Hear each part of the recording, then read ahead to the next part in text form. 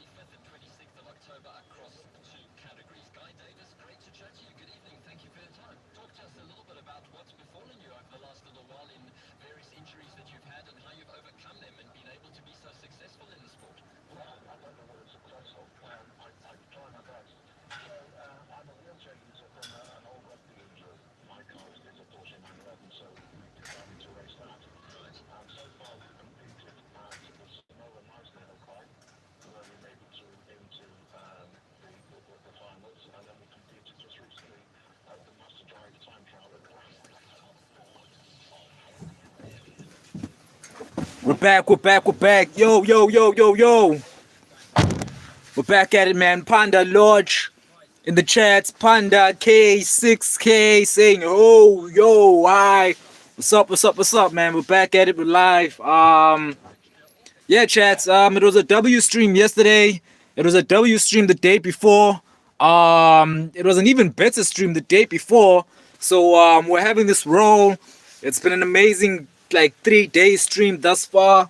I wasn't gonna go live today. I was gonna go live tomorrow on Friday, because that's my day off. That's when I don't work. But I've been having such an amazing time with you guys.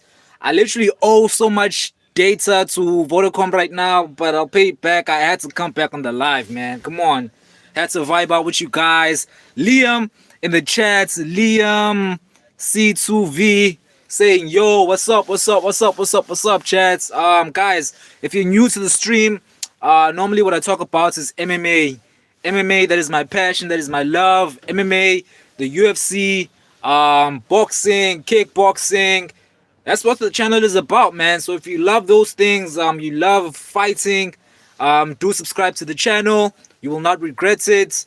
There's a lot of videos, a lot of funny videos, a lot of you like MMA, you like combat sports, just make sure you subscribe, man. If you don't, support your boy and still subscribe.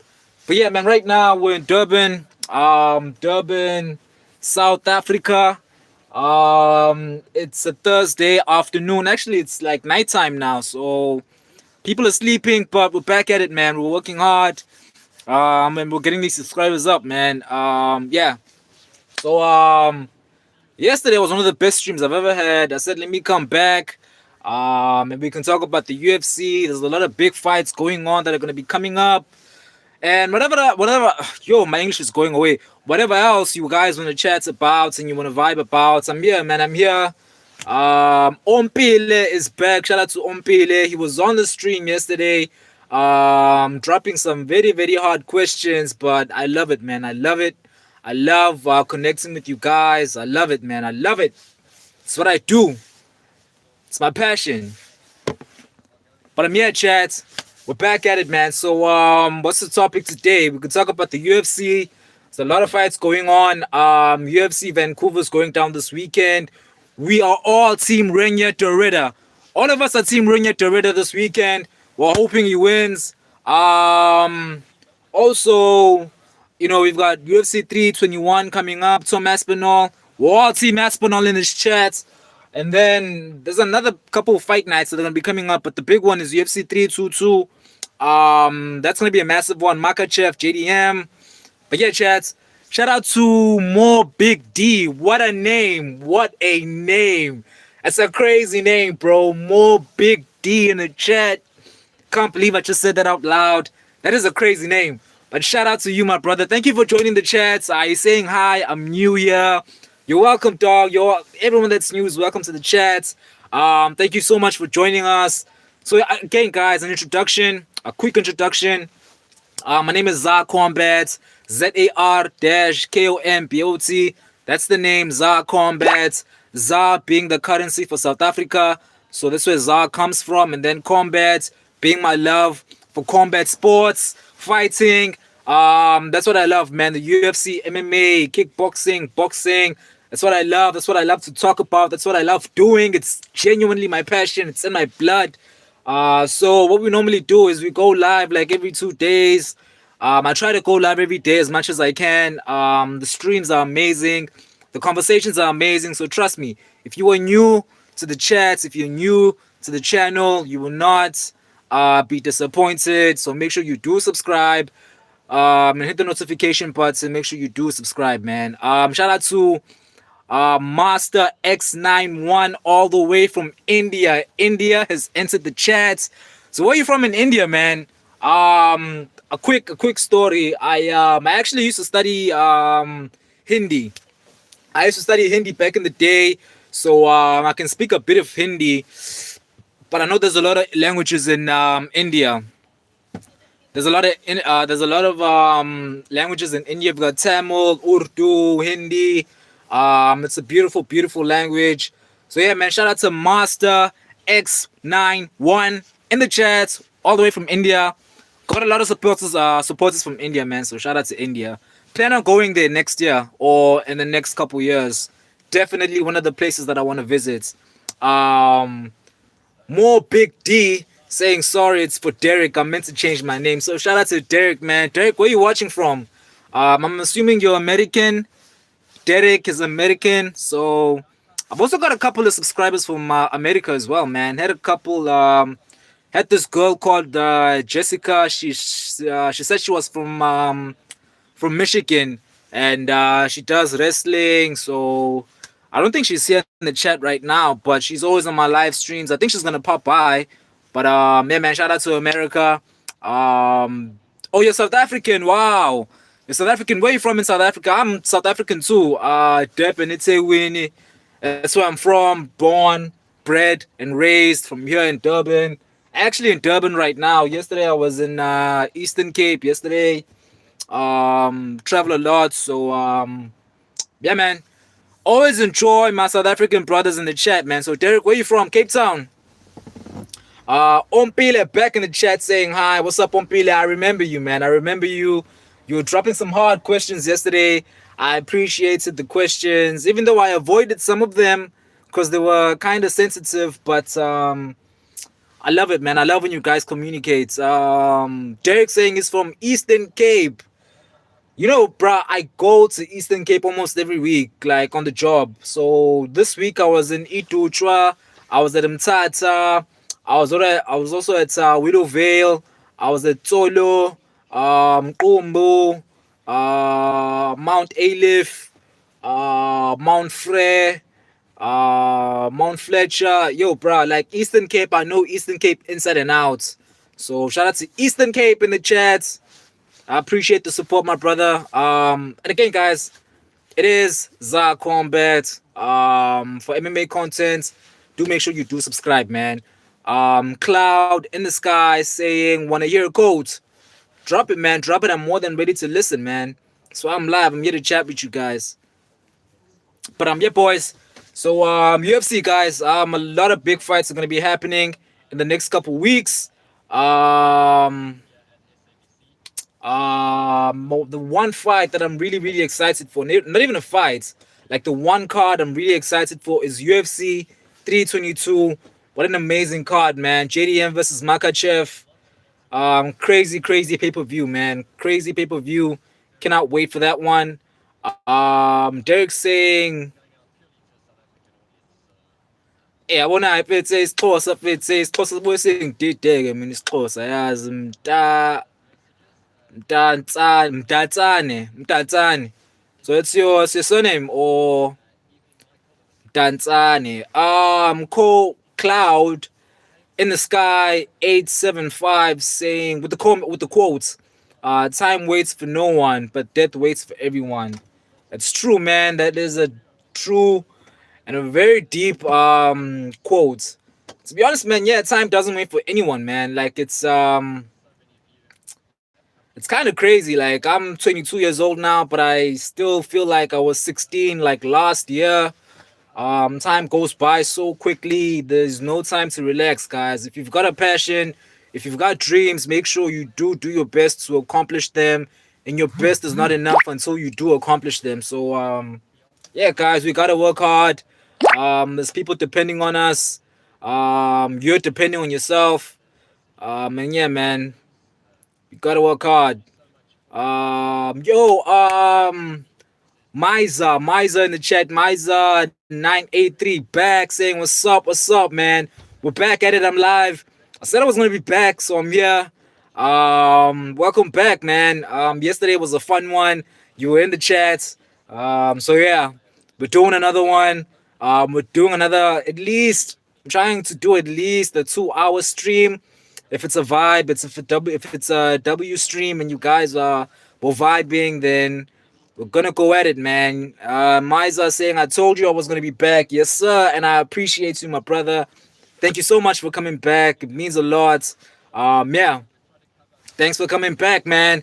I've got a question, guys. Like I am, whenever I post my live streams, when I post the live streams, like the comments that you guys are putting up right now, it doesn't show on the live stream.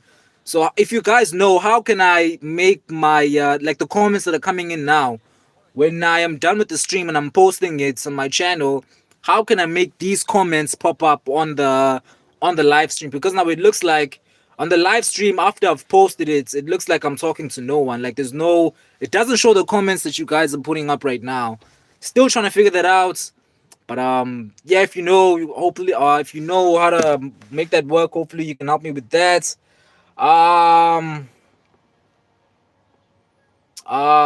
Derek saying, man, you're awesome. I appreciate that, my brother. I try my best. Omtatsane is a place in Eastern Cape. I've never heard of that place. Never heard of that one. But yeah, man, go to Eastern Cape like every single week. So shout out to EC. Um, yeah, chat. A lot of big fights coming up. The UFC schedule for 2025 is done. The ESPN era is officially done. And it's looking like 2025 is going to be one of the best years in UFC history, man. The first pay-per-view next year is Ilia Topuria versus Justin Gaethje. I posted a video earlier saying, Ilia Topuria and his wife broke up. And listen, guys, I feel so sorry for whoever Ilia Topuria is going to fight. Whether it's Gaethje, whether it's Arman Tsarukyan or anyone else, he's going to knock out whoever he's going to fight. He's going to knock him out badly, bro. It's going to be a brutal knockout. Hopefully, he stays away from Charles Oliveira. I do not want Charles Oliveira anywhere near Ilia Topuria. Please, UFC, Dana White, keep Charles Oliveira away from Ilia Topuria, man. Like, that guy just got a divorce. Whoever is fighting next is going to get brutally knocked out. Brutally. So, yeah, I want my goats away from Ilia Topuria, but he's fighting next year. So, cannot wait for that one. A lot of comments coming in. Mine's asking, then how do you see the comments? Nah, like, I see the comments right now, right? So, I'm seeing the comments right now. But when I put up when I put the video up, like when I put my live streams, like go check out my previous live streams, like you're not gonna see the comments on the live stream, like the comments that were coming the comments that are coming in right now. So yeah, I don't know how it works, but I'm still trying to figure that out. Definitely gonna fix that. I think it works on the laptop, because right now I'm using my phone. I'm actually at work right now. I'm sleeping at work, so I'm using my phone to go live. So maybe that's an issue. I think my phone is the issue, but I don't know, man. I'm still gonna try and see how I can fix that. Again, chats, if you're new, it's Zar-Kombat, MMA content, UFC content, boxing content. I'm the guy. Make sure you do subscribe if you love fighting, you love combat sports. Go check out my channel, man. Subscribe. You will not regret it, man. Derek saying, I'll be back.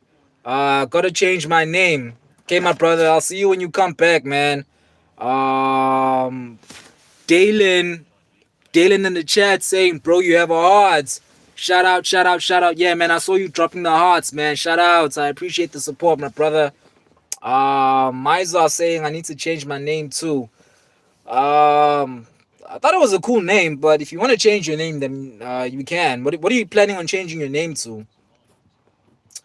But yeah, chat. Again, it's Wednesday out here in SA.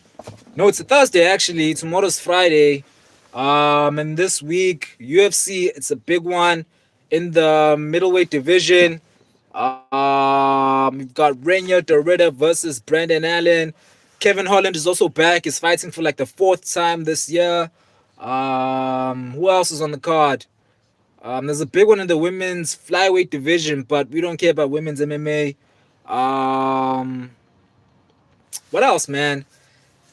But yeah, honestly, guys, I'm not even gonna lie. Like the pay-per-view that I'm most excited for, the fight card that I'm most excited for is UFC 322. UFC 322 is such a peak card, man.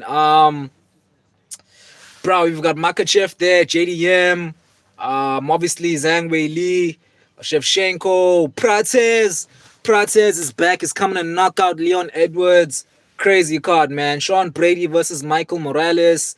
And then the card opener is Benoit Saint-Denis versus what's his name?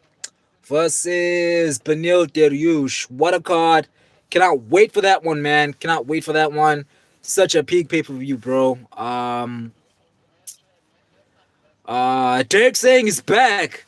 Shout out to Derek, he's back, and he actually changed his he changed his name. So shout out to Derek. And thank you for coming back, man. Smooth Ciso in the chat. Definitely a South African.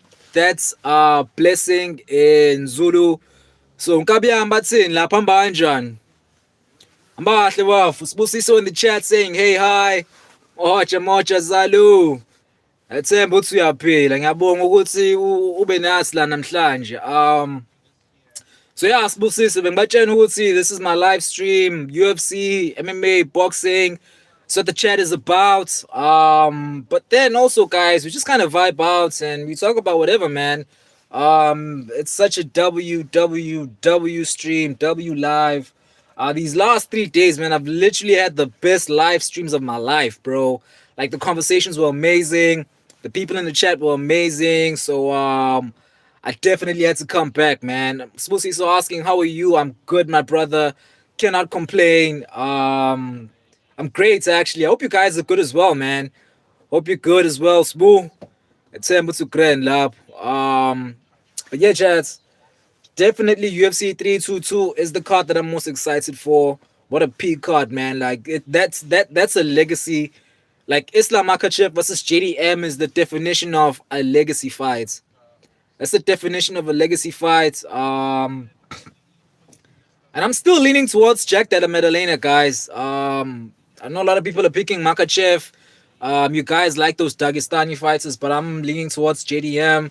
I think he's gonna knock out. I think he's knocking out Islam Makhachev, boys. So what do you think about that? Ompile back in the chats again, saying hi, bro. Shout out, shout out, shout out.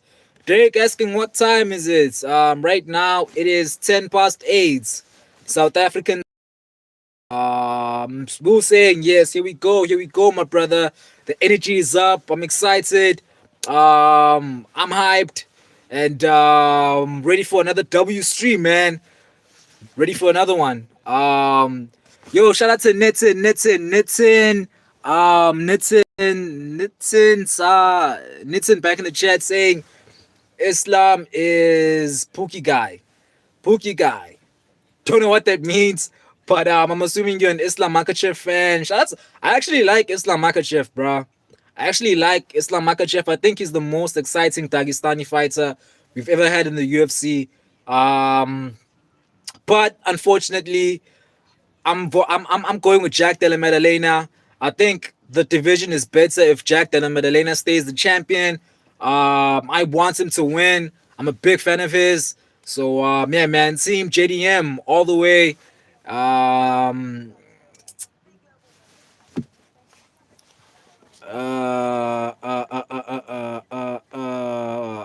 Nitin saying nice guy, childish. Oh, so Pookie guy means childish.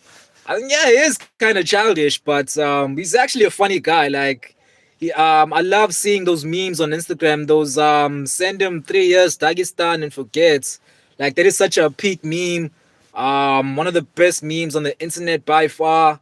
I love seeing the edits, man. Like those send him 3 years Dagestan edits are one of the best edits on Instagram right now. Like those ones, and obviously all the Charles Oliveira edits. I love them.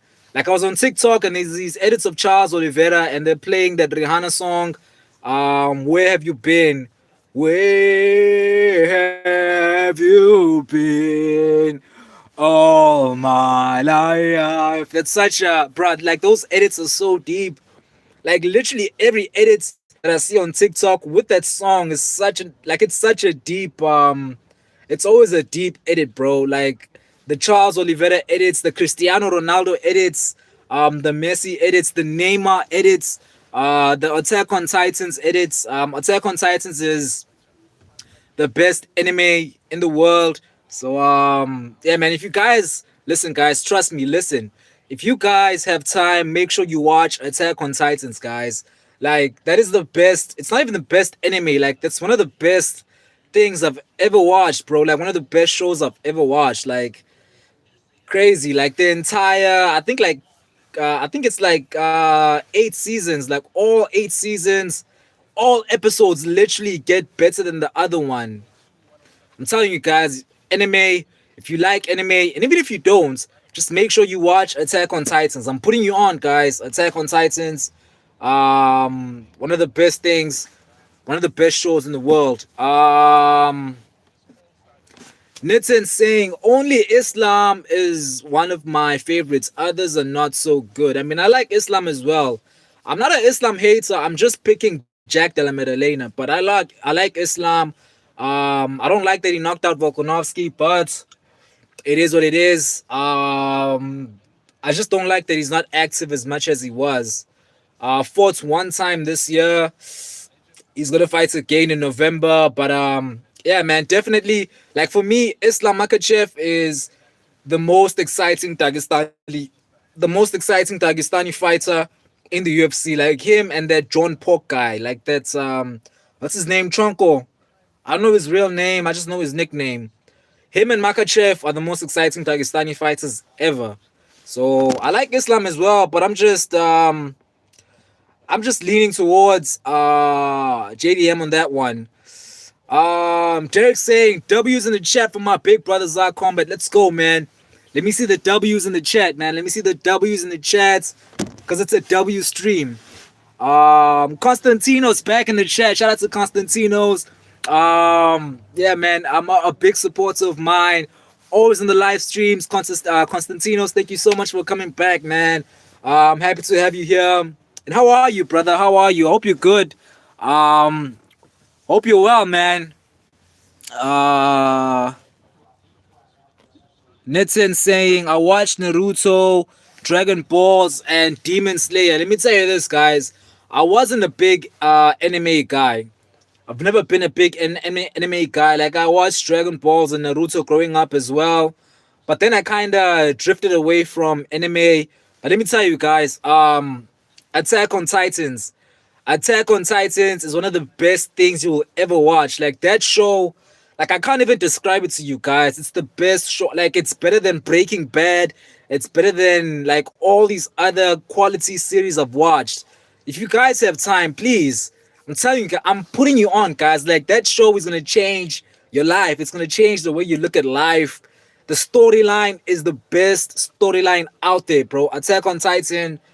Just go make sure you watch it, guys. You're not going to regret it. Just go watch it, boys. I'm telling you.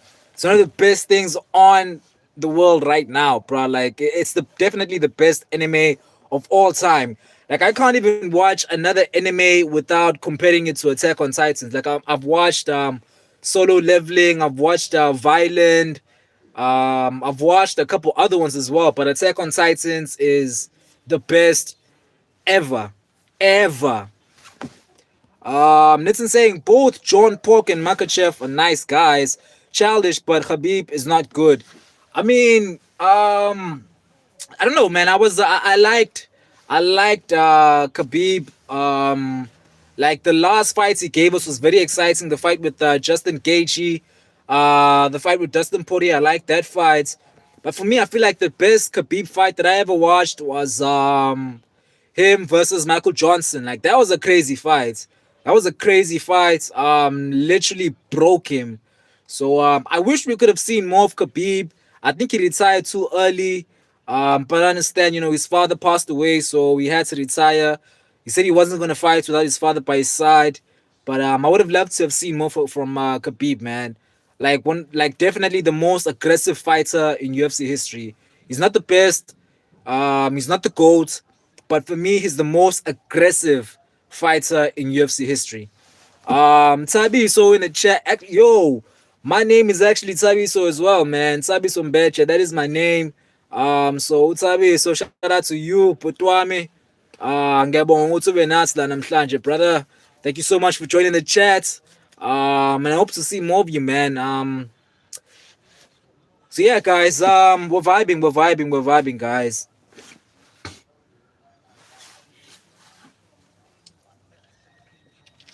But yeah, man, let me say this. Dagestani fighters, it's kind of looking like the UFC is moving on from all these Dagestani fighters. Like, I don't think the UFC has a Dagestani fighter that's a champion right now. The last one was Magomed Ankalaev, and Pereira knocked him out. So I'm so happy about that win. But I'm not sure whether Khamzat Chimaev is Dagestani. Is he Dagestani? No, Khamzat Chimaev is not Dagestani. I think he's from Chechen, or I don't know. But he's not a Dagestani fighter. So there's no longer any more Dagestani champions in the UFC, which is insane because Makhachev is not a champion, right? He vacated the belt and he's going to lose to Jack Della Maddalena. So there's no Dagestani champions right now in the UFC, which is kind of insane, man. Like I think this is the first time since since Habib, since 2018. Yeah, it's the first time in UFC since 2018 where there's no Dagestani champions, which is actually crazy. Yeah, man, it's looking like fighters now are finding the blueprints on how to beat these guys. I mean, that's getting up from the takedowns, that's making them tired, that's punching them in the body to make them tired. I feel like they finally found the code, man. Dagestani champions. Um, Nitin saying solo leveling is trash. Naruto is my favorite anime. Um, yeah, man. Obviously, Naruto, man. Naruto is definitely peak anime. Like, I remember watching that as a child, man. Like, it changed the way I looked at life. Like, as a child, like, being, like, in grade 7, around, I think, like, 12, 13, 14, it changed my life. Like, the speeches were great. The quotes were great. Like, it really helped me grow up. And, yeah, I loved it. But, again, chats, I'm saying it and I'm saying it with my chest. I can argue with anyone. Attack on Titans is the best anime that has ever been made, and I don't think we will ever see a better anime than Attack on Titans. Like, if you guys watch anime, go make sure you check it out, man. Like, it is so peak. I can't even describe it, man. Like, you just have to watch it for you to understand it, man. Like, the storylines are so epic. It's crazy, guys. Like, just go make sure you check it out, man. Attack on Titans, and don't tell me I didn't put you on. Nitin asking, is it nighttime or daytime in South Africa? Let me show you.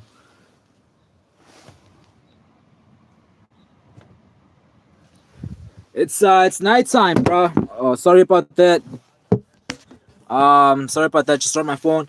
Yeah, it's nighttime. It is 8 p.m. right now, South African time. So yeah, it's actually kind of late. I'm in Durban today, my hometown. Just kind of chilling. It's just a chill Sunday. It's not really cold. It's not really hot. It's just kind of chill, you know. So nice weather. What time is it in the US? I think you said you were from Nitin. I thought you said you were from America, I think. So what time is it out there? And where you from in America? I think I forgot where you told me you're from. Drake saying manginshiye manje, bro. Thank you so much for stopping by. And hopefully, man, I know you said you were new to the chats. I hope I can see you more. I hope I'll see you more on the live streams. Hopefully you subscribed. I'm hoping you subscribed. And thank you for joining us, my brother. I appreciate the support, and I'll see you on the next live stream. Thank you so much for joining us. Wheezy Too Tough in the chat saying, yo, what's up? What's up, my brother? Hope you're good, man. Hope you're good. Nixon saying Attack on Titan is good. We'll watch it soon. Let me tell you this, my brother. It is not good. It is great. It is beyond great. It's the greatest anime ever, bro. Like, bro, like the stories, it's like it's so sad and exciting, but it keeps you hooked. Like, you keep coming back. You keep coming back. It's amazing, man. It's amazing. Just go make sure you check it out, bro. Nitin saying I'm from India. Here it is 12 in the night. Wow, it's actually 12. Well, thank you for joining me so late. I guess India is ahead of us by 4 hours. So that's cool. And listen, I heard that Travis Scott is gonna be coming to India soon. So you're gonna go to the concerts. Like, he was here in South Africa last week on Saturday. He was here on Saturday. Like, I couldn't attend because I'm in Durban. He was in Johannesburg. Johannesburg is like 6 hours away. Plus the tickets were hella expensive, man. But I was watching the videos, and it looked like it was a great time. So you're gonna go to the Travis concert show. I think it's gonna be in Delhi. Is it Delhi or Mumbai? I'm not sure, but he's gonna be in your country soon. This week, I think it is. This week or next week, I'm not sure. Nitin saying I sleep late at night, Wizzy. Yeah, man, we're all night owls. It's kind of crazy. You know, like the entire day, you could be so tired. You could be wanting to sleep during the day, and then when it's actually time to sleep, you don't feel tired. I don't know why that happened, guy. I don't know why that happens. Does it happen to you? Like, bro, you could be so tired, like the entire day you're so tired, and then like 8 p.m., 9 p.m. comes by, and then you don't want to sleep anymore. It's crazy. It happens to me all the time. Like actually today, I was so tired the entire day, bro. And then like around 6 p.m., when I told myself I was gonna go live, I got all this energy now, and I'm probably gonna sleep late. um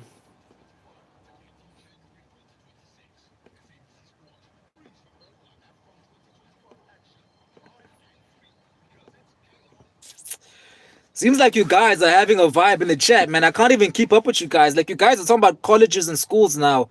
So let me try and keep up with you guys. So Wizzy was saying, okay, it is in school tomorrow. Musbu back in the chat. Shout out to Sbu, my South African brother's back. Saying yes, true, true. Wizzy saying, nah, just smoked then left. Yo, 305 in the chats. 305. I didn't see you, my brother. 305 back in the chats. Love you, my brother. Thank you so much for the support. He was in the live stream yesterday. He was in the live stream the day before and the day before that. Yeah, man. My brother 305. Thank you so much for being back. And guys, 305 said that Oliveira was gonna get 50-45 by Scam Rods. I don't know why he thought Gamrods was gonna win.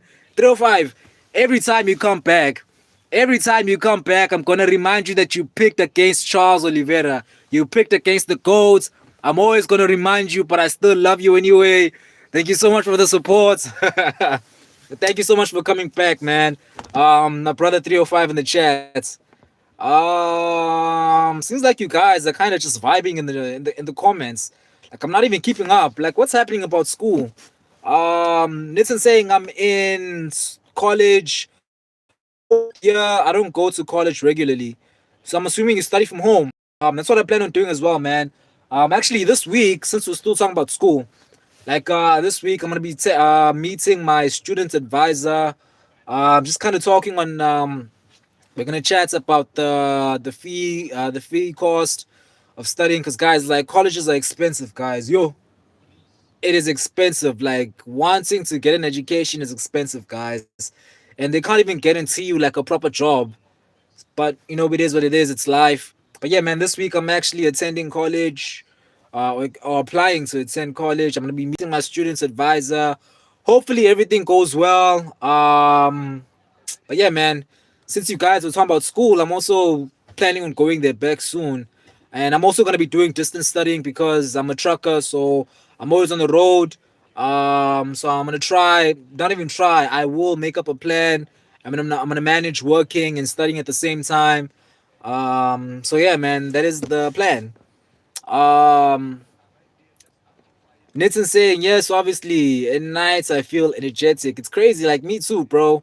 Me too, man. Like, nighttime, I can be tired the entire day, but then nighttime, like, I've got all this energy. I don't know where it comes from, but I don't know. It's always there. 305 saying yeah, it happened a lot. I'm assuming he's talking about him being in the stream. Yeah, man. 305, a big supporter. Always on here. 305 knows, man. He knows that the streams are always W streams. The chats is always insane. The energy is wild. We're always going crazy, man. And we're doing another one today. Um, Wiz is saying, so in the afternoon you sleep? Nah, bro. I don't sleep, man. I don't sleep because I work in the afternoon, like morning, daytime, afternoon. I'm working. It's only around like 6 p.m. where I can kind of chill. But then when it's time to like actually sleep, like around this time, 8 p.m., I don't really feel tired at all. If anything, like, I get a lot of energy. I don't know where it comes from. I don't know whether it's because I just ate or something. I don't know, but a lot of energy. And we hit a vibe, man. We hit a vibe. We hit a vibe, chat. Hit a vibe. Um, 305 asking, what are your thoughts on Triple C versus whoever his name? Triple C versus Peyton Tablets. That is a matchup that I was not expecting in bantamweights. To be honest, man, like Triple C made a really, really big mistake by not retiring back in, I don't know, like back in 2020, I think it was, yeah, against Dominic Cruz. He retired. He told the UFC that if they want him back, then they're gonna have to give him more money. And then the UFC told him, "Stay retired. We don't need you." So he stayed retired, and then he came back and lost to Aljamain Sterling, lost to Marab, lost to Song Yadong. And honestly, my thoughts on his next fights is that he's gonna lose. He's gonna lose because he's kind of old now. I think he's like 38 years old. He doesn't really use his wrestling anymore. And Peyton Tablets is one of the best strikers in the bantamweight division. If he touches Cejudo's gonna go to sleep. So my thoughts on that fight, man. I think Triple C is gonna get knocked out and he's gonna get sent to retirement. He said this is his last fight. So yeah, man. Another fun fact about Henry Cejudo is he was actually the main event of the first ESPN Fight Nights. He was the first ever ESPN main events of the ESPN Fight Nights. Him versus T.J. Dillashaw for the 125 belt way back in 2019. And then Henry Cejudo is going to be on the last pay-per-view of the ESPN era because next the UFC is going to go to Paramount in the US. Because for us here in South Africa, we just watch UFC on Super Sports. But in the US, it's going to be the last pay-per-view on ESPN. So Cejudo was on the first ESPN card. He's going to be on the last ESPN card. Unfortunately, he's going to get knocked out and sent to retirement. Kind of crazy, man. Like, it was insane, man. Like, he retired in his prime. And then he came back and lost one Aljamain, Marab, Song Yadong, and he's gonna lose again. Came back just to lose 4 times. Crazy. Like, I don't know why fighters decide to come back in their 30s. You know what I mean? Like, I feel like after 35, um, you shouldn't come back, man. You shouldn't come back. Like, these young guys are gonna knock you out. So yeah, man. I mean, I don't give Henry Cejudo any chance in that fight against Peyton Tablet, but he could win if he uses his wrestling. It's just that he doesn't want to use it anymore. But I don't know. We're gonna have to wait and see, man. UFC 323 in December, peak pay-per-view. Okay, let's go back in the chats. Wheezy back in the chat saying, "Yo, what's up? Remember me? Of course, man. Like I remember all the guys that are here, bruh. I remember all of you guys, man. I think you were on a couple of my streams. You talked about UFC, obviously. So yeah, Wheezy, thank you so much for coming back. And I see you guys vibing in the stream, man. You guys are talking about schools and you're laughing at each other. So shout out. Again, guys, I told you, man. W stream, W people in the live. It's a vibe. It's always a fun time, man, when we're on here.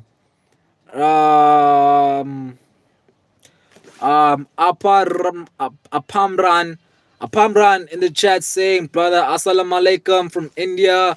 Assalamu alaikum, my brother. Shout out, man. I've also got another guy from India, Mize, from in the chat. So a lot of guys from India, man. Like they were telling me it's 12 p.m. in India right now. So you guys don't really get tired, huh? Like you guys don't like sleeping. You guys are night owls. Crazy. Like I'd be asleep right now. Like 12 p.m. But yeah, man. Shout out to Apamran in the chat, all the way from India. Shout out to you, my brother. Thank you so much for joining us. Apamran asking, brother, how do you feel? How do I feel about Khabib Nurmagomedov? Khabib, one of the GOATs, obviously.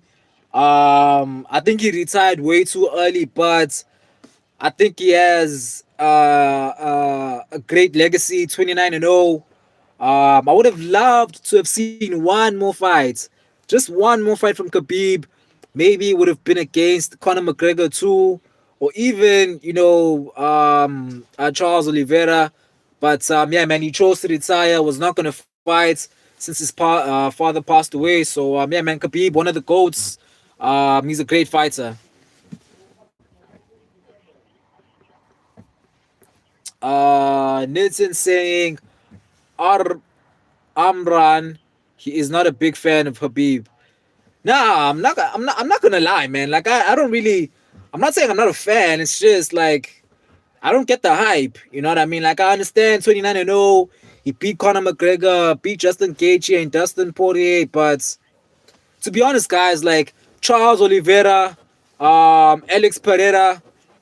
I'm gonna say even Marab, man. Even Marab is higher than Khabib on the GOAT list. Like all those guys are higher than Khabib in the GOAT list. So he's great, but he's just not the GOAT. You know what I mean? He's just not the GOAT. And I don't like that Dagestani fight style, just holding the guy down and not doing anything. At least Khabib was aggressive. At least Khabib was aggressive on the ground, like he used to, like he would take you down and hold you on the ground and elbow you in the face, ground and pound. So I like that fight style, but he's just not one of my goats. You know what I mean? It's not that I don't like him. I do like him, but it's just not the goats. Drake welcoming Apamran in the chat. Um, Apamran asking, how do you think, or what do I think about Islam Makhachev as a fighter? Islam Makhachev, definitely top five of all time, or at least top five in the modern UFC era. So, my thoughts on Islam Makhachev, definitely the second greatest lightweight of all time. I think he's gonna lose to JDM in November, though, guys. I'm still saying it, chat. I'm saying it with my chest. He's losing to JDM in November, but a great fighter, by far the best fighter from Dagestani in UFC history. That's Islam Makhachev, the best fighter from Dagestan in UFC history. So yeah, man, shout out to Makhachev. Um, Nitin saying Islam is top notch, no doubt. Definitely, man. The second greatest lightweight of all time, behind Charles Oliveira, the GOAT. So Makachev is number two on my GOAT list in the lightweight division. Finished Volkanovski. Finished Renato Moicano. Had a war with Dustin Poirier. Like the only Dagestani fighter to actually have a fun fight, like at the highest level.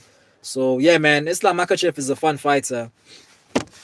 Apart asking, brother, you don't like these Dagestani fighters? Why, brother?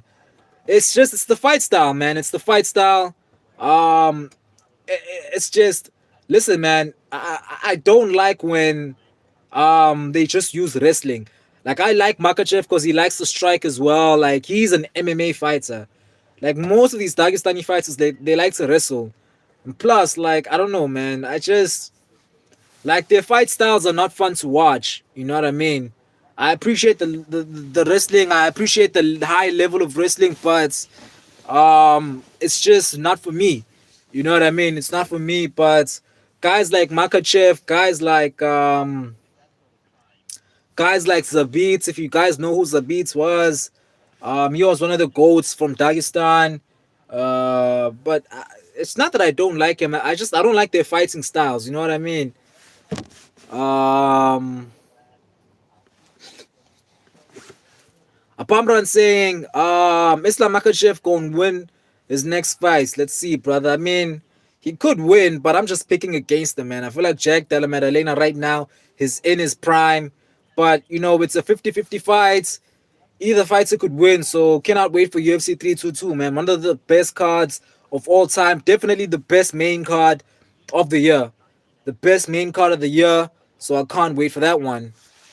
You know what, guys? Let me put the mic on. Let me put the mic on, and let's see if my mic works. So you guys can hear me properly because I don't want to scream anymore. I keep on screaming, and okay, let's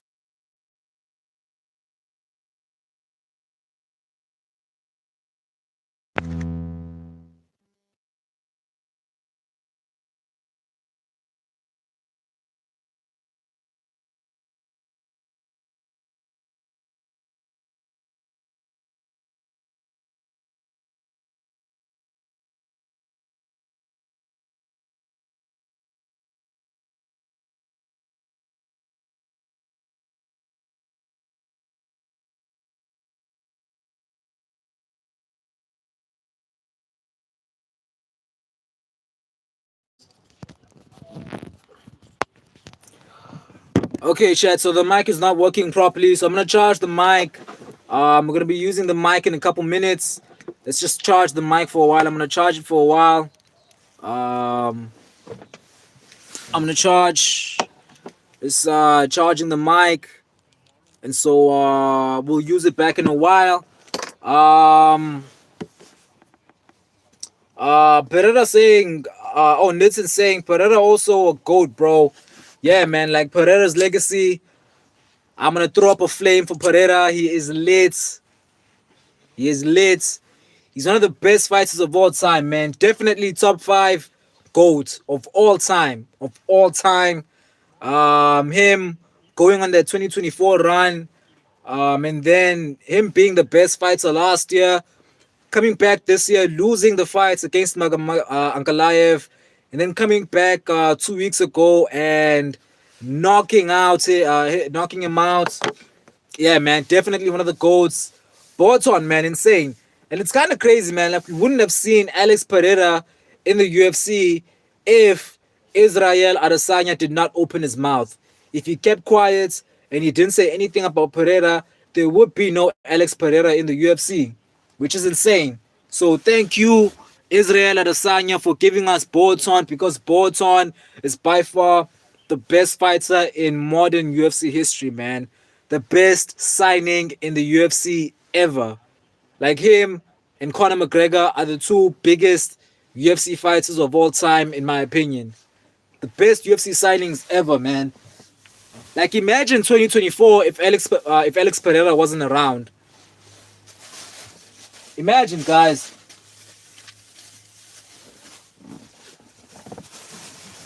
Imagine 2024 if Alex Pereira was not around. So thank you Adesanya for giving us Alex Pereira, man.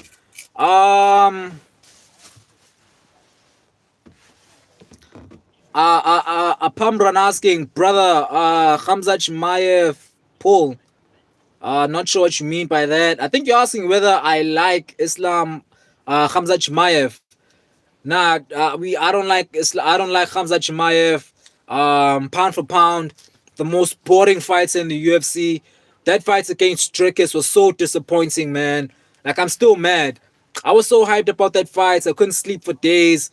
And then he decided to make the fight boring. So I don't like Khamzat Chimaev. He's the worst champion in UFC history, in my opinion. The most boring one. He only fights once a year. Always complaining. Hopefully, Drakus gets the belt back. Or I'm hoping that Khamzat Chimaev loses his next fight, man, because I don't like his fight style.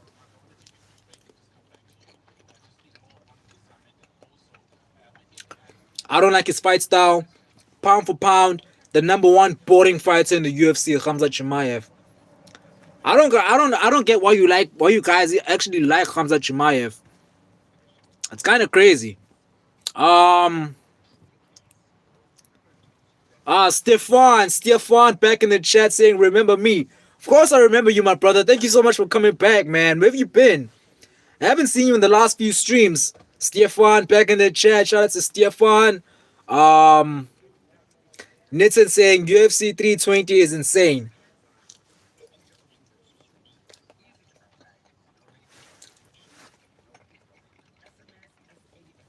Yeah, man. I actually did a vote. I put up a post on the channel. I was asking you guys, what do you think is the best pay-per-view of 2025 so far? So I had UFC 319, I had UFC 314, I had UFC 311, and I had UFC 320. Literally everyone voted for UFC 320, man. Like, that was such a peak pay-per-view. Jiri Prohaska got another knockout. He came back after losing.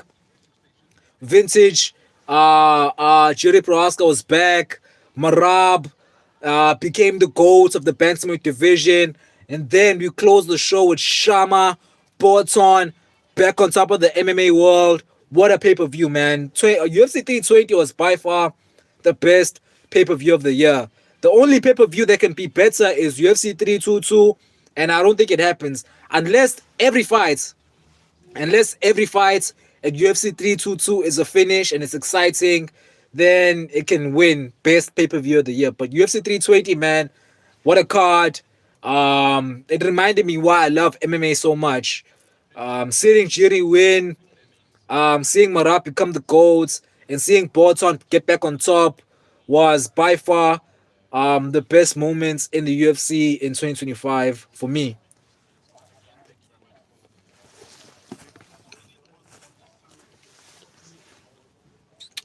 Apamran asking, your favorite fighter in the world? Yeah, man, Charles Oliveira is the GOAT. Charles Oliveira is my favorite fighter of all time. Charles Two Prongs Oliveira is the GOAT, man. Most submissions, most wins, most finishes, most fights, most bonuses. Charles is the GOAT, man. That's my favorite fighter.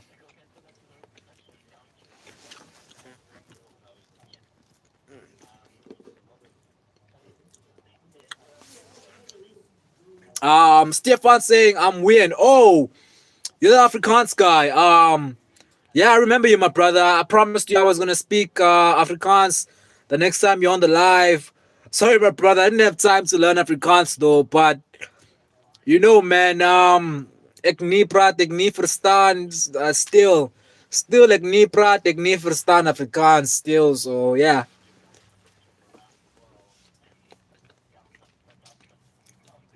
Um, Nitin saying thanks, Israel Adesanya, for your contribution. Thank you, Adesanya, for giving us Alex Pereira, man. Like if he did not talk badly about Alex Pereira, we wouldn't have Bolton.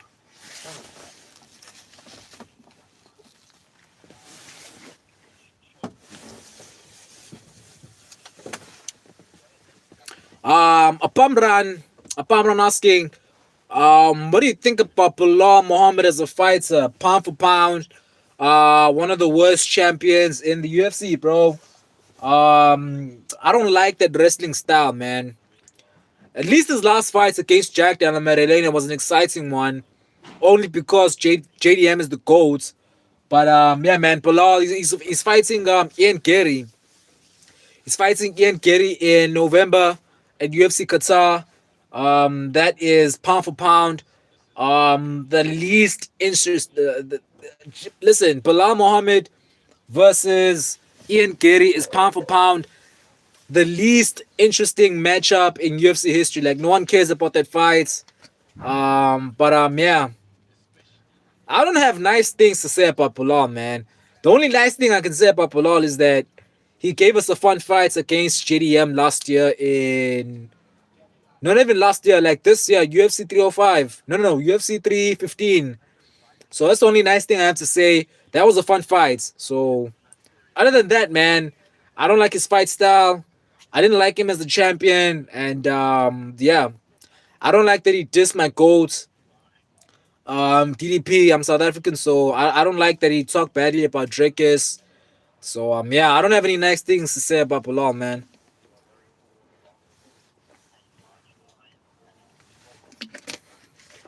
Um,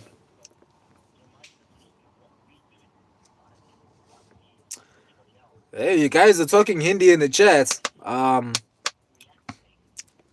out to TS Wiz. TS Wiz in the chat saying, do Bronx, Charlize, do Bronx, pound for pound, the best fighter that ever lived. Whether you like it or not, let me tell you this, chat. Whether you like it or not, Charles Oliveira is the UFC GOAT. Do Bronx is the best fighter ever in the UFC, whether you like it or not. That is my GOAT. That is your GOAT. That is our GOAT, man. Charles is the best. Yeah, man. Charles is my GOAT.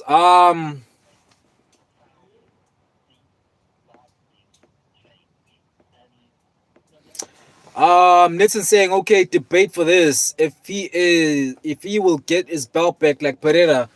I think you're talking about Adesanya. Is it Adesanya you're talking about?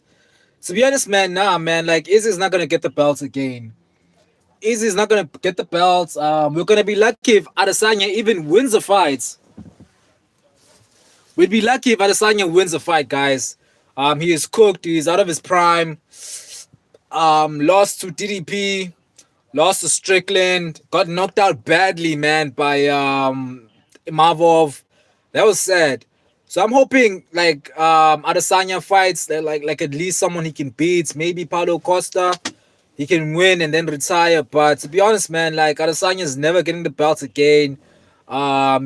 It's highly unlikely that he wins the fight, but if he decides to fight next, I'm gonna be rooting for him, man. Like I was a big fan of his back in 2019. He really introduced me to the UFC. So yeah, man, he's got a goated legacy, but he's not getting the belt back. Definitely not getting the belt back. Apart asking, do you like the Eagle team? Again, chats, guys, I'm not a fan of these Dagestani fighters, bruh. I don't like them. Okay, let me not say I don't like them because I like Islam Makachev, but I'm not a fan of them, bro. Like, I don't get the hype. Like, I don't know why you guys like seeing, them take these guys down and just lay on top of them. Like, they're not exciting. They don't have any fun fights. Only Islam Makachev and John Pork are the most exciting fighters out of Dagestan. So, the Eagle team, like, I'm not a fan of them. I guess maybe like Usman Magomedov. He's the PFL champion. Like I like him. Like he has exciting fights. But yeah, man, I don't really like the Dagestani team. And yeah, that's just me being honest. Good guy Brady in the chat. Shout out to Brady, man. That's my brother. He was on the live. So shout out to you for coming back, man. Thank you so much, my brother, for being back.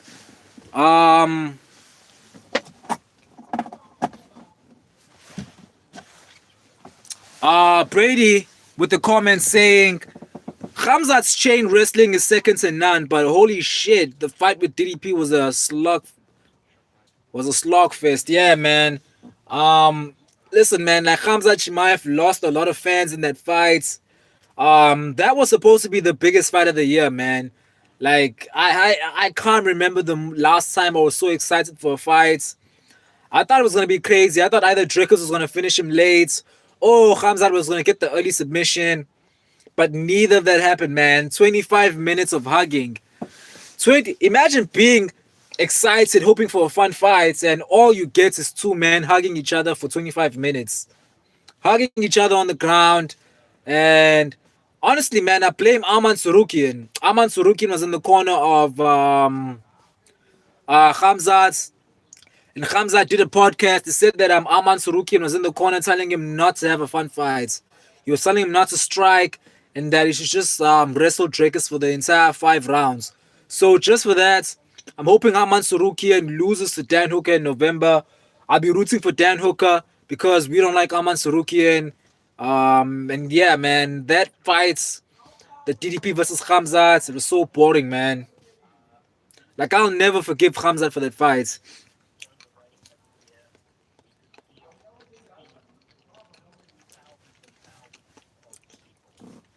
Nathan with the comment saying Jerry will smoke Ankalaev. That's the next fight. That's the next fight. I think in the lightweight division, in the light heavyweight division, it's gonna be Bolton versus Carlos Alberg, and it's gonna be Jerry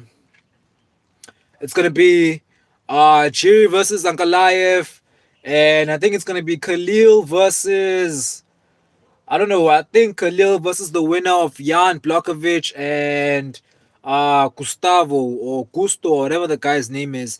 The guy that looks like Anthony Smith. I think that's who Khalil is gonna fight next. But yeah, man, I think Jiri definitely smokes Ankalaev. Because Ankalaev doesn't like to wrestle. It's crazy because he's from Dagestan, but he doesn't really wrestle. Barely uses his wrestling. So just for that, I'm gonna be rooting for Jerry, obviously, and I hope Jerry knocks him out, man.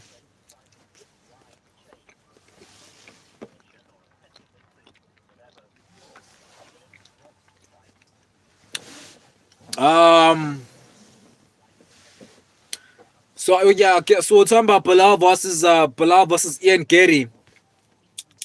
Listen, chat. Let me tell you this: Bilal Muhammad versus Ian Gary is pound for pound the least interesting fights in UFC history, man. Like literally, no one cares. Like no one cares about that fight. But we're gonna be watching though. As much as I don't really care who wins, don't care who loses, don't like either guys. But if I had to bet, I'm leaning towards Bilal Muhammad. Definitely no way that Bilal Muhammad loses that fight. Um, I think he's gonna wrestle Ian Gary. Gary's gonna get tired. Actually, that fight was supposed to be 5 rounds. That fight was supposed to be a 5 round co-main event. But Ian Gary was not gonna accept the fights unless it was 3 rounds. But you know, like Bilal is one of the most aggressive wrestlers in the company right now in the UFC. So I think he's gonna be very aggressive. I think he's gonna come out, wrestle hard, and he's gonna win a very, very boring decision. That is my prediction for that fight.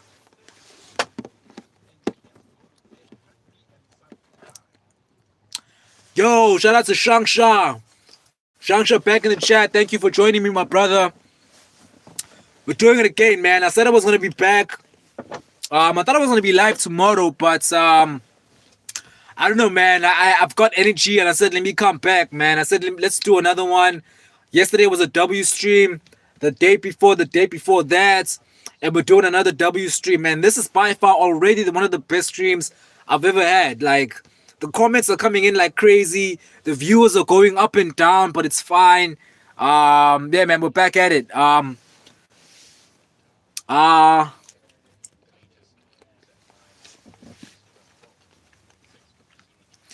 W comment. W comment by Nixon. Nixon. Champion has a name. Champion has a name. Champion Dude Bronx. The champion has a name. It's Charles Oliveira. And we're coming for Max Holloway next year, man. We're coming for Max Holloway. We're coming for the BMF. We're gonna submit Max Holloway. The BMF champion has a name, and it's Charles Oliveira, whether you like it or not. 2026, we're coming for Max Holloway, man. BMF champion has a name, it's Charles Du Bronx Oliveira, boys. What do you think about that? Charles is the GOAT, man. And we're beating, not even being biased, chats. Like, we're beating Max Holloway next year. Like, we're really beating Max Holloway.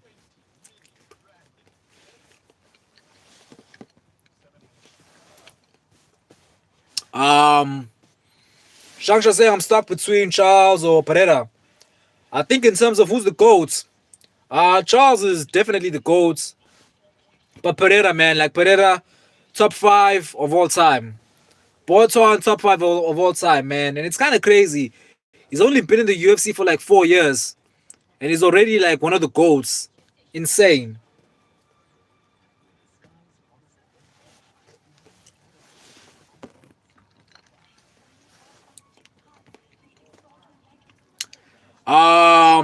Good guy Brady saying Charles would have a title run in every weight class if he had better movement. Yeah, man, that's the only weakness that my GOAT has. That's the only weakness that my GOAT Charles has, man. He doesn't like moving his head, but it doesn't matter. He's still the best ever. And yeah, man, we're coming for Max Holloway, boys. But yeah, man, I do wish he would move his head around. Crazy. I don't know why he doesn't do that. Like he literally stands in front of whoever he's fighting and he just stands there. Like he doesn't move his head. Like even Gamrods was kinda hurting him on the feet last week. But who cares? We still won and he's still the GOAT.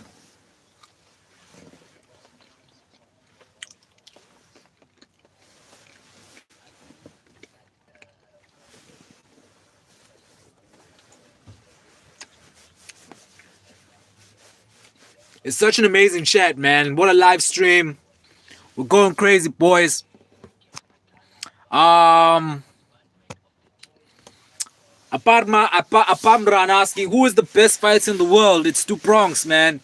I'll say it over and over again, man. Most submissions, most finishes, most bonuses. He's tied for the most wins. Plus, he has blonde hair, and his nickname is Du Bronx. Come on, that makes him the GOAT. Obviously, we're gonna light one up for Charles, cause he's the GOAT. This is saying I also don't like Team Khabib. Only Islam Makhachev is good. I'm not saying that they're not good. I just think that Islam Makhachev is the only exciting fighter on that team.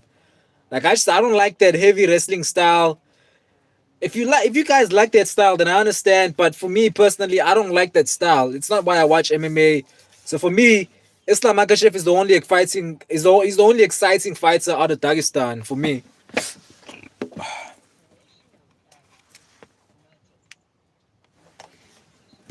Okay, boys, we're gonna try the mic again. It's been charged. Let's go. Let's try the mic again. Okay, testing 1 2 3. I know you guys can hear me now. We're back on the live stream. We're using the mic. Good guy Brady saying Rivovix would eat John Pork alive. Let me tell you this, man. Like, I was really hoping that Rivovix was gonna like explode in like this year, bro. Like, he had that fight at the Sphere.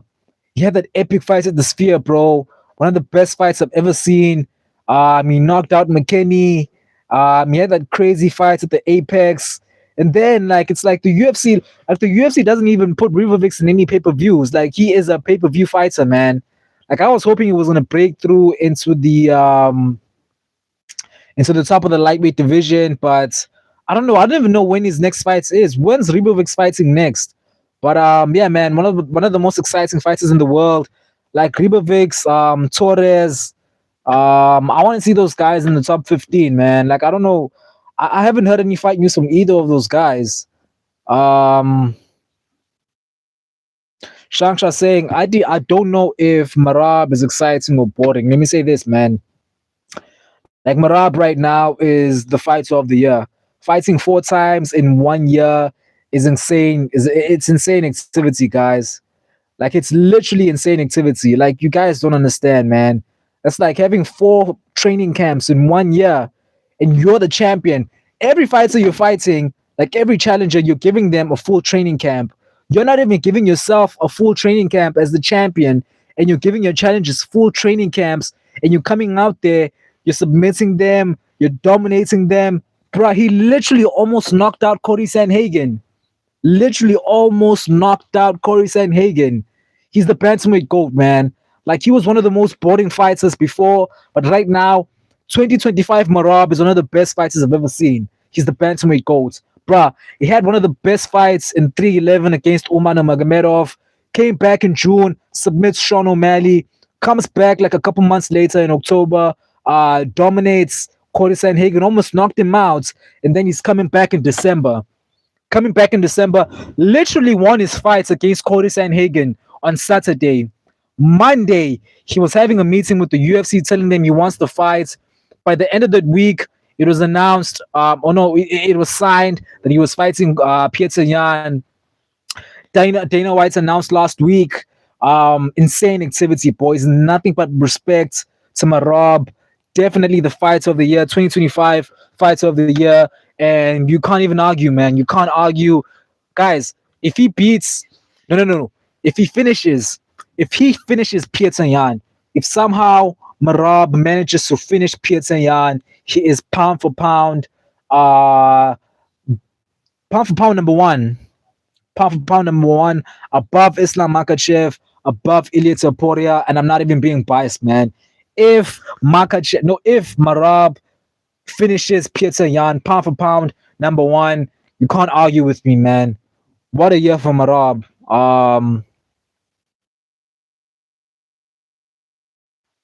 Good guy Brady saying 250 strikes and no one was really impressed, other than the fact that it was a boring fight. It's crazy, man. Like, I don't know. I was impressed, man. I was impressed. I like his wrestling style. Like, he takes guys down. He actually beats them up on the ground. He forces them to stand up. He's not like Khamzat Chimaev where he just lays on the guy. Like, he's looking for submissions. He's ground and pounding. He's trying to knock out guys. Like, Marab almost knocked out Cody Sanhagen. Crazy. I was watching that fight going crazy, bro. Like, that round 2 was insane to me. He's one of the GOATs, man. Bantamweight GOATs. He finishes Marab. No. If Marab finishes Peter Yan, pound for pound, number one. And you can't even argue, bro. You can't argue. Um, Nixon also Paul Hughes lost by rigged decision against Usman. Yeah, man, I didn't really watch that fight. I'm gonna be honest. I would have hoped. I don't know, man. I heard it was a fun fight, the first one, and then I heard the second was a robbery. I don't really watch PFL like that. I don't really follow PFL. I don't understand the tournaments that they do. But yeah, man, I heard Hughes versus Usman was an exciting fight. Hopefully, they come over to the UFC and we can really watch them a lot. Nathan saying, see, Oliveira is also a ground game guy, but he finished, and Dagestanis except Makachev can hold people on the ground. Yeah, man. I mean, that's where the level of wrestling is above when it comes to these Dagestani guys, man. Like their wrestling is above everyone else's in the world, but they're still not exciting to me. Charles is gonna have to shoot a takedown in the BMF fights. Lol. I mean, bro, like it doesn't matter, dog. Like Charles, even if he wrestles, like he's always gonna be an exciting fighter. Like look at the Dustin Poirier fights. Him versus Dustin Poirier, one of the most exciting fights in UFC history. Round one, absolute war. Round two, um, Oliveira takes him down and throws some ground and pound. Round three, submits Poirier. So listen, man, if Charles shoots a takedown, to be honest, I'll be a happy guy. I'm actually, bro, I'm not even gonna lie. I'm hoping Charles shoots for a takedown for his own sake. Because if he's gonna just stand up with Max Holloway, it's gonna be a bad night. And I'm not gonna see my GOAT lose again. He just won. I'm hoping he wins until he retires. So, Charles, hopefully this live stream gets to you when you're fighting Max Holloway. Shoot for a takedown. Shoot for a takedown. Submit him early. Go home with the BMF. Let these guys say it was a boring fight. Let them say it was boring. I don't care. We're still coming for the BMF next year, man. Um, Emir, yo, shout out to Emir, man. Emir back in the chat. Thank you for coming back, my brother. He's saying Ian Gary smokes Bilal. I'm gonna have to disagree, man. I think you guys are gonna remember the name at UFC Qatar. Again, man, pound for pound, the least interesting matchup in the UFC. Bilal versus Ian Gary. I just think Ian Gary is gonna. I don't think he can keep up with Bilal's cardio and that aggressive wrestling. So I'm really leaning towards Bilal. Not really rooting for anyone. To be honest, I don't really care who wins, but if I had to bet, I'd say Bilal wins that fight.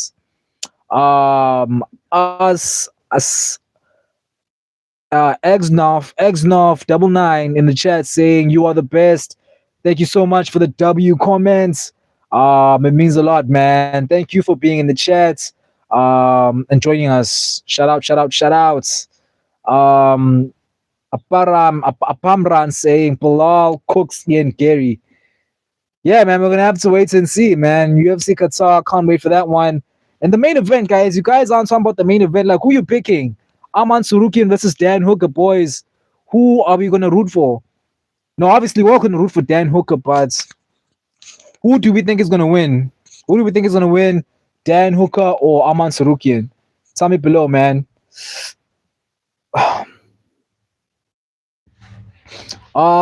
Good guy Brady saying, you ever think about starting a Discord server? To be honest, man, I don't really know what that is.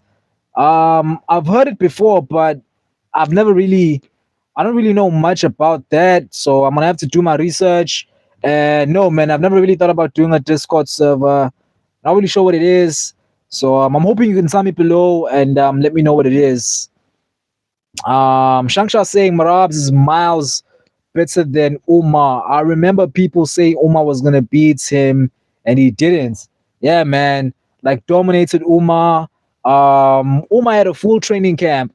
Marab came back after like 4 months. He had won the fights against Sean O'Malley.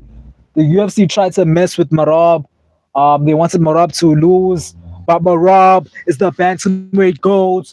No one is beating Marab. He's gonna fight until he's 50 years old. That's what he said, man. Marab is fighting until he's 50 years old, adding 16 more years to his UFC career, boys. That's what he said. And I believe him.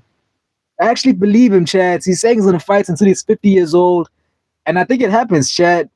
Not even lying, man. I think it happens. I think Bilal, I think Marab, sorry, I think Marab is gonna retire 50 years old, still beating every single bantamweight in the division. Crazy. I love him, man. I love him. He's my favorite fighter this year. Um, Emir saying JDM is gonna knock out Islam, then Ilya is gonna KO Islam. I think JDM is gonna win as well. But if JDM wins, or when JDM wins, I don't think Islam is gonna really go back down to lightweights. I know he was having trouble making weights, so him coming back down to lightweight division doesn't really make sense. And again, chat, like I'll be honest, man, like if Ilia Topuria versus Islam were the fights, I think Islam Makhachev would easily beat Ilia Topuria, so I don't want to see that fight. But I know you guys are excited about that fight. You guys want to see that fight, but me personally, I'm not really excited about that fight, man. It doesn't excite me because I genuinely believe that Islam Makhachev easily submits Ilya Topuria. But yeah, man, that's my opinion on that.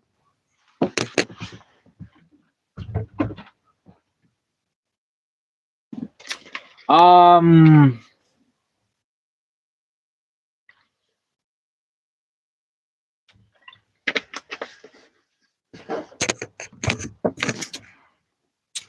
Brady in the chat saying if Islam moves back down after losing to JDM, that would be hilarious. Listen, that's what I was saying, man. I said this a couple weeks ago. Like Islam has way more to lose than Jack Della Maddalena, man. Like either way, this is such a legacy fight for him. It's a make or break moment for Islam Makhachev. We could either have one of the best legacies in the UFC, or he becomes a meme. You know what I mean? Because if he loses, then everyone is gonna make fun of him. Literally, everyone is gonna make fun of him. Everyone is gonna say that Elliot Soporia was gonna knock out Makachev. That's why he ran to welterweights.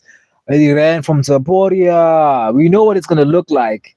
So yeah, man, a lot of pressure on Islam Makachev, but UFC 323, man, it's a couple days. I think like 30 days. No, like a couple. I think it's like 40 days away. So it's close, man. It's getting close. Pay per view of the year, definitely. Um, Emir back in the chat saying Arman round two, ground and pound win. Damn, man. Like we're really picking Arman Sarukian. I think I'm also leaning towards Arman Sarukian, but man, like I'm hoping somehow Dan Hooker does it again, man. Like he beat Gamrot last year. I didn't think he was gonna win, but he did it. I hope he does it again, man. Like I do not want to see Aman Sarukian in the title picture. So I'm hoping Dan Hooker somehow finds a way to win, man. I'm hoping he somehow finds a way to win. Um, Jose. Shout out to Jose in the chat. I've never seen the chat before, but yeah, man. Shout outs, Jose, for joining the chat. He's saying Discord is like a chatting app. Oh wow. Okay, I've actually seen like because I follow like a lot of streamers, right? I don't know if you guys know Fight Fairy, like the MMA girl that also does what I do. And I saw like her links, and she had Discord server. So okay, chat. Like I guess we're going on Discord server now. We're going on Discord server, chat. So by tomorrow, I'm gonna be on Discord and I'm gonna tell you guys whether I did it or not. I'm gonna be live again tomorrow. So I guess we're gonna go on Discord server, chat. Like, do you guys want me on there? As long as you guys are gonna follow me and you're gonna support me there as well, I've got no problem, man. So yeah, I guess we're all going on Discord server now. So yeah, if it's a chatting app, or also almost like WhatsApp. Okay, so we're going on Discord server, chat. I've decided I'm going on Discord server. Definitely gonna be on it by tomorrow. By tomorrow, I'm gonna set up the account today. And I'll let you guys know tomorrow when I'm live whether or not I join, or when I'm gonna let you know tomorrow that I joined it on the live stream. Bree saying, yeah, it's like a chatting app. So okay, man, I guess we're going on Discord server, chat. Shangsha in the chat asking, what do you prefer, Marab or Oliveira? I think they're the same level on the on goat level. No, man. Like I love Marab, bro. I love Marab. Definitely the fighter of the year. Um, Marab is definitely the fighter of the year, but Charles Oliveira, the most wins in the UFC. First of all, he's been in the UFC for 15 years. Been in the UFC for 15 years, literally faced everyone, and he's still at the top. Most wins in the UFC, most submissions in the UFC, most most performance bonuses in the UFC. Um, he's 7-0 in Brazil. He's the lightweight goats. He's got blonde hair. Um, he's the goat, man. Charles is the goat. Like him and Marab are on two different levels. Love Marab. He's the 2025 fighter of the year. But when it comes to goat status, Two Prongs is number one. Definitely.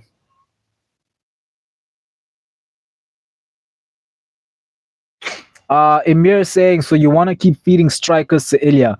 It's not what I'm saying, bro. It's not what I'm saying. I'm just saying, um, I don't want to see that fight because I know that Islam Makachev would win. But I wouldn't be mad if it happened. If anything, like I'd be excited because as much as I believe that Islam Makachev would easily submit Ilya Taporia, but you know what it is with MMA, man. Like as much as we have our predictions, but anything can happen on fight nights. Literally anything can happen on fight nights. Um, anything can happen on fight night. So for me, man, I'd love to see. Well, one of the guys are coming back to work now. I was just saying that I personally believe that Islam Makachev easily wins that fight, but I'd love to see like Ilia Topuria getting challenged by grapplers as well. He has been actually like he's faced Ryan Hall, who is one of the best jiu-jitsu artists in UFC. He faced what's his name? Bryce Mitchell. He faced Bryce Mitchell. So he's faced a couple grapplers. He hasn't faced the elite grapplers in the UFC. Like I want to see. Like I would have loved to have seen Ilia Topuria versus Arman Sarukian. That's a fight that I was hoping that the UFC were gonna make, but they didn't make that fight. They decided to make Arman Sarukian versus Dan Hooker, and they're giving Ilia Topuria another striker in Justin Gaethje. But yeah, man, I just don't see how Ilia Topuria beats Islam Makachev. Obviously, he can knock him out. He can obviously knock him out, but I don't know, man. I just see Islam Makachev submitting Ilia Topuria. But that's just my opinion, though. Um, Emir asking who beats Khamzat Chimaev in your opinion. I think our only savior is probably Imavov. It's probably Imavov, pound for pound, one of the best in the UFC right now. I think him versus Khamzat, right, that's one of the best fights in the UFC by far. So yeah, man, I feel like Imavov. I'd say Imavov, man. Imavov is by far the closest to actually beating um, Khamzat Chimaev. That's what I think, man. That's what I think. Like he trains with high level wrestlers down in France. Uh, Ambanjan. Sure, sure. Um, so yeah, man. I'm saying Imavov, man. I'm saying Imavov definitely beats. Well, not definitely, but bruh, he's got the best chance against Khamzat, man. He's got the best chance. Like I'm still upset over the DDP fights. I was hoping that DDP was gonna win that fight, man. I'm South African, so it breaks my heart that we no longer have a South African champion, bro. It hurts me actually. Like it legit hurts me, bro. But I just don't like Hamzat, man. Like I don't like Hamzat. I don't like his striking, not his striking, but I don't like his fight style. Um, yeah, man, had one of the most boring fights in UFC history. on the most exciting pay-per-view in like the last 5 years, man. So yeah, Chad, like I'm hoping Imavov wins. I'm hoping Imavov wins, just so he can lose to Rinya Derrida, just so DDP can get the belt back from Rinya Derrida. That's how I'd like to see the middleweight play out. That's how I'd like to see the middleweights that's how I'd like to see the middleweight division play out. So here's how I'd like to see it go down. I'd like to see obviously Khamzat versus Imavov is next. I'm hoping that Imavov beats Khamzat. Um, Obviously, we're gonna see a rematch if that happens because Khamzat is a superstar, and I hope that Imavov beats him again. And then I'm hoping that Rinya Derrida fights Imava for the belt. And then Derrida wins the belt, right? And then Derrida calls out DDP. Imagine Rinya Derrida versus Dracus Duplessis for the middleweight belt. Like that would go insane, man. That would literally go insane. Um, yeah, crazy. That would be crazy, man. That would be insane. Um, DDP versus Rinya Derrida, middleweight belts on the line. That would go crazy, dog. That would go crazy, bro. Um,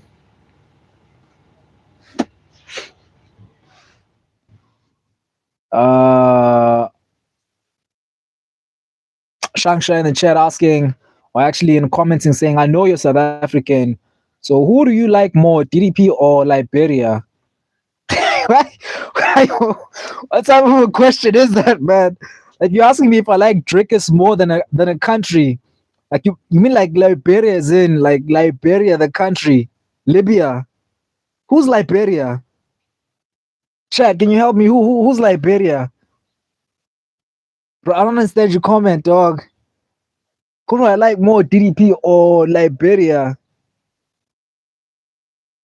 Listen, man, I'm a Drakus fan, man. Like I'm a Drake. I don't really like Drakus. I don't only like Drakus because I'm South African, but I like Drakus because he's by far one of the most exciting fighters in the UFC, man. Like he's up there when it comes to like he definitely has the best build up in the UFC, Drakus, and you can't deny that, Chad. Like DDP has the best build up in the UFC when it comes to building up fights. And he puts on exciting fights, man. Because that fight against Khamzat Chimaev, you can't pin that on DDP. As much as Khamzat was dominant, but he could have chose to strike a little, at least make it exciting. But he laid on DDP the entire time, and he made it a boring fight. So yeah, man, I'm blaming Khamzat, but that's why I just don't like his fight style, man. Shout out to Cho. Shout out to Cho. Cho Sin. Yeah, that's a hard name to pronounce. But shout out to Cho. Before I read your comments, I'm seeing another comments. I'm gonna come back to your comments from Angaingu.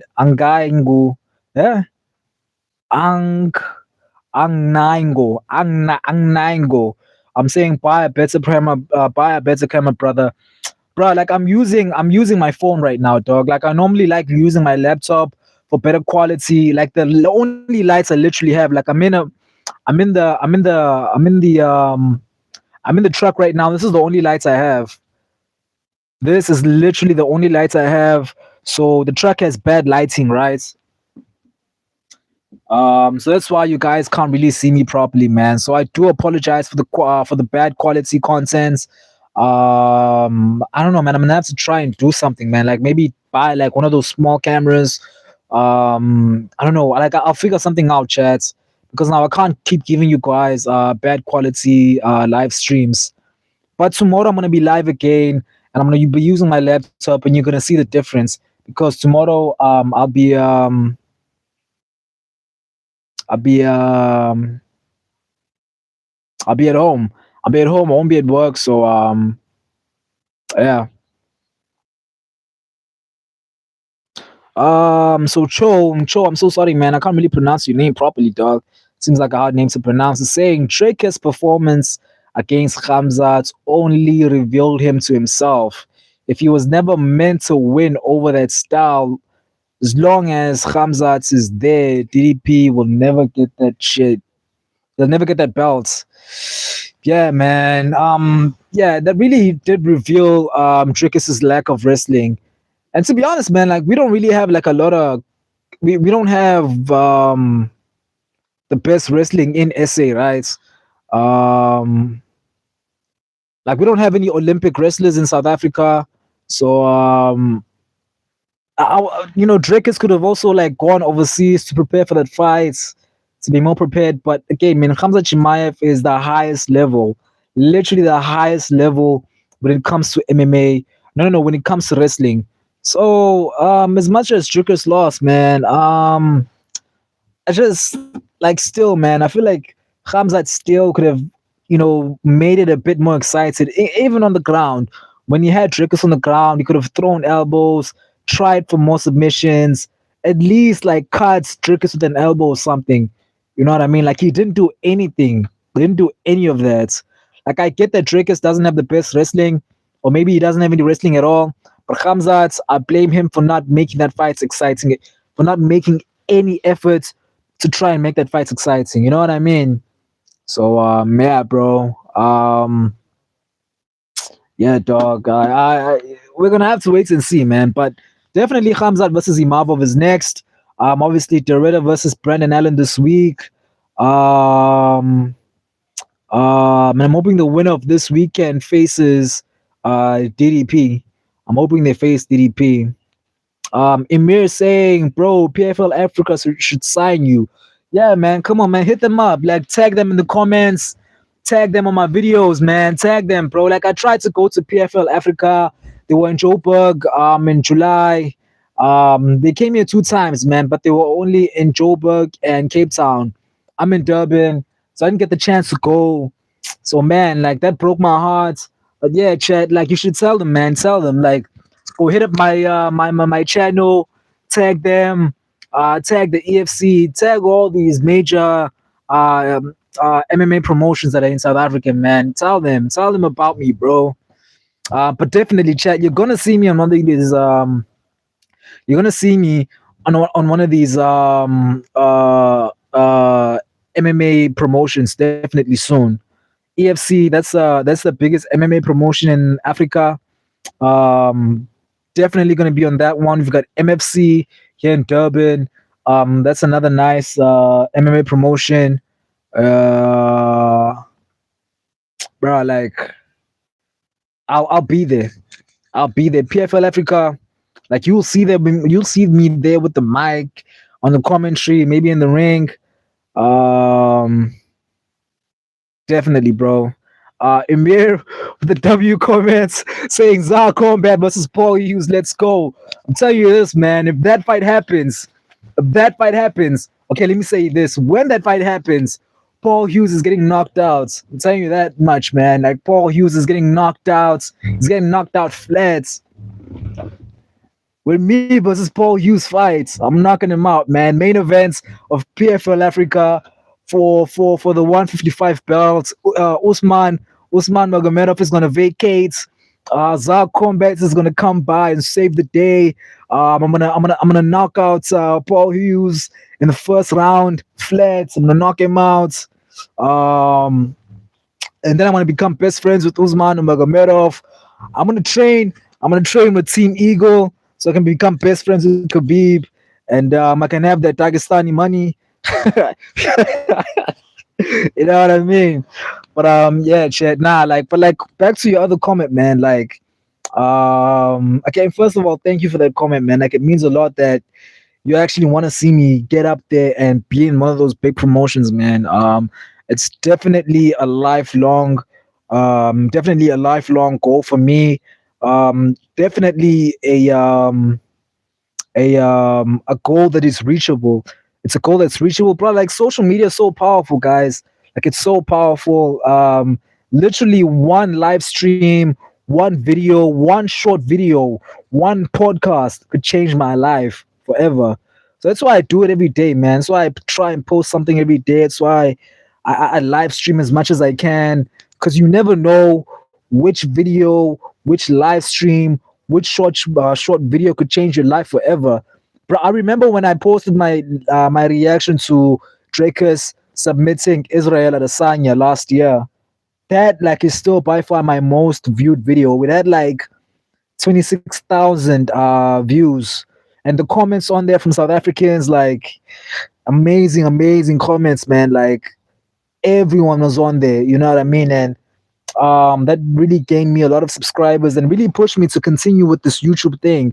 So yeah, man, like you never know what could change your life. You know what I mean? That's why you gotta be consistent. That's why you gotta keep going. That's why you always see me on here, man. Positive vibes all the time, smiling, full of energy at night. Because I love this, man. I love this. This is what I truly, truly love.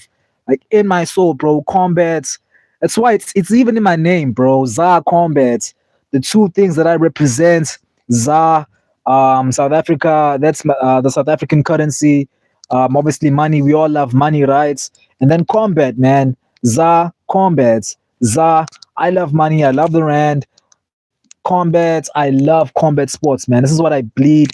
This is in me, bro. What I genuinely love. So, definitely, dog. Like I wanna. I will be in one of those big promotions one day, soon, actually.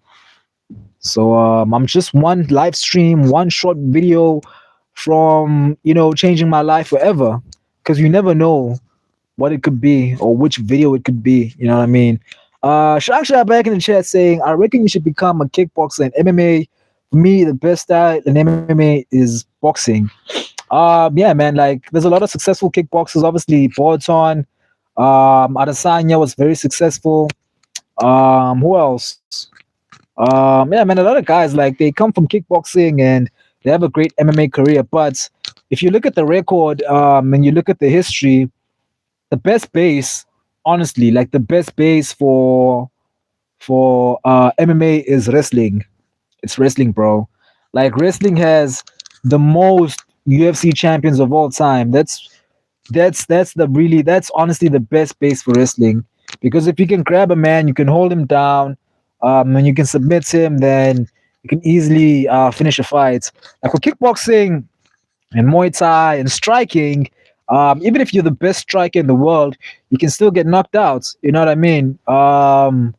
We can look at Bolton, for example. You know what I mean? Bolton, definitely the best kickboxer ever in the UFC, and he got knocked out by another kickboxer in Adesanya a couple years ago. We can blame that on weights. We can blame that on him cutting a lot of weights, but Adesanya was just better than him on that night, and he got the KO. So yeah, man, I don't think that kickboxing is the best base. Definitely a vital fundamental, but not the best base. It's wrestling, bro. It's definitely wrestling. Like, if you're the best wrestler in the UFC, you're gonna dominate. If you're the best wrestler in your division, you're gonna become the champion. Look at this. Let's look at the record, man. The best wrestler at 125 is Pantoja.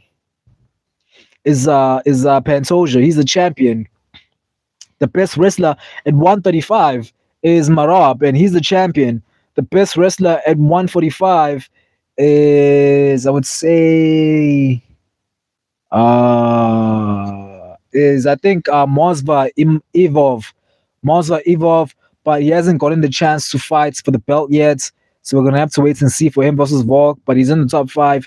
The best wrestler at 155 currently is Arman Sarukian, and he's in the top five, right? So we're gonna have to wait and see him fight Ilya Topuria. The best wrestler at 170 is Bilal Muhammad, and he was the champion, right? The best wrestler at 185 is it's not Ankalaev. It's probably actually it probably is Ankalaev, because like there's just a lot of strikers that are 155. It's I mean at light heavyweights. There's only strikers in the top 10, but it's Ankalaev, and he was the champion. Obviously, 185 is Khamzat Chimaev. And then heavyweights, it's Tom Aspinall, he's the best wrestler. He's a champion. So wrestling is the best base for MMA, bro. It is. I think if you were to train MMA, if you were to train to become um, uh, uh, a high level fighter in the UFC, I think you would have to train wrestling first, get your fundamentals, and then once you're elite at wrestling, um, go on to boxing, get your hands together, get your hands ready to fight, and then lean towards kickboxing, and then Muay Thai, and then I'd say Jiu-Jitsu as well, and then all these other disciplines. But wrestling is by far, man, pound for pound, the number one base for MMA, in my opinion, though. Um, but yeah, chat, man, W stream, man, W stream. Um, I said this, man, and I'm gonna say it again every time I come on here, man. Like the streams, they get better. This was by far again, man. Like yesterday, I said it was the best stream I've ever had. The day before, I said it was the best stream I've ever had. And I'm saying it again, man. Like this seems like it's the best stream I've ever had. Like the guys were vibing on the stream. You guys were arguing to go alone, and then I hopped in, and then we went back and forth. And bro, every time we're on here, it's a vibe, man. It's a vibe. Bro, listen, go tell your friends to come on the live stream, man. Like if you know people that love MMA, you know that people that love UFC, go tell them, man. Tell them about Zar-Kombat. Tell them, man. Tell them support the boy. Tell him it's a vibe. Tell him it's a W stream every single time we're on live. Yeah, man, always a vibe, bro. Always a vibe. Positive, funny, debates, ridiculous debates. It's just so it's just a vibe, bro. It's just a vibe, man. But yeah, chat. Getting kind of cold now. You can tell it's getting late and it's kind of raining. So it seems like it's gonna be raining this week in South Africa, which is kind of sad, you know. Like I've got like a big day on Saturday, and I'm hoping it doesn't rain like somewhere I've got to go. So it's looking like it's gonna rain tomorrow and the entire weekend. But yeah, what can we do? I guess.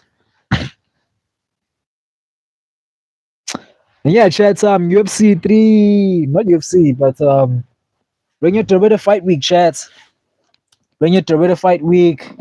That's another guy that's also um was on the run for the number one fight. So like if Marab wasn't gonna fight again in December, I would say that Rinya Dorita is the fighter of the year. This year, you know, he had his debut last year against Jared Mearshot. I think it was like late last year, right? And then UFC 311, he submits Kevin Holland. His second fight in the UFC. Second fight in the UFC, and you're submitting Kevin Holland. Insane. Comes back in May, knocks out Bo Nickel, stops the hype train, knocks out Bo Nickel, comes back for the biggest fight of his life, 5-round main events against Robert Whittaker, goes to war with Robert Whittaker, man. Gives us one of the best fights of the year. And then he's coming back again, man. What an animal. He's fighting Brendan Allen. He was supposed to fight Anthony Fluffy Hernandez, but he had like an accident or something. I don't know. So Brandon Allen stepped up, and yeah, um, can't wait, man. Cannot wait for that. Big one this weekend, man. We're all team Rinya Dorita, and I'm gonna keep on saying it, man. Like I want to manifest this fight, Rinya Dorita versus DDP. I'm gonna light one up for that one. Lights up, man. Rinya Dorita versus Dracus Dupla C. Now imagine this. Imagine this. Imagine this. Rinya Dorita versus DDP for UFC Africa. UFC South Africa.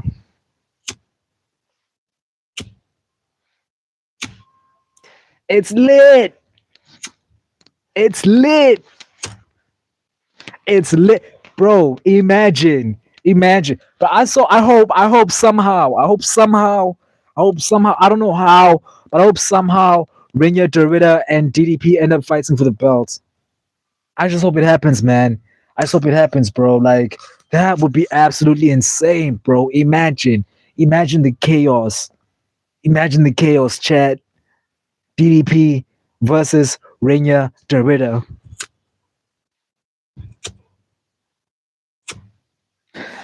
Insane matchup, man. We don't really have a lot of dream matchups left in the UFC. I feel like we've seen a lot of fights, like in this last 4 years, a lot of fights that were dream matchups for us, or at least for me.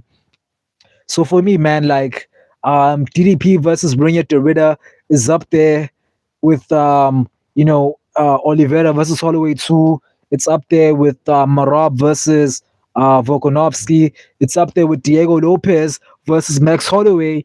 It's up there with yeah, I don't have a lot of dream matchups. It's up there with Ilya Taporia versus JDM. That's another exciting fight that you guys are not talking about, man. Now imagine that one. Forget Islam Makhachev for a moment. Forget Islam Makhachev. Let's say Jack Della Maddalena wins his fights against Makhachev, right? Let's say he wins. Obviously, Ilya Taporia really, really wants to try and go for the third belt. He wants to make history. It's either him or Pereira that are going to become the first three-weight champion, right? So I'm thinking that Ilya Taporia is going to fight next in January. He's going to knock out whoever is going to fight, and then he's going to call out the winner of JDM versus Makachev, which I personally believe is going to be JDM. Now imagine JDM versus Ilya Taporia, prime for prime, 2026. That's a peak matchup, boys. That is a peak matchup that is not being talked about enough. Like I get the Islam Makhachev versus Tuporia hype, one of the two of the biggest stars in the company right now. But stylistically, like just from styles and just from striking and gold status, bruh. Ilya Tuporia versus Jack Della Maddalena.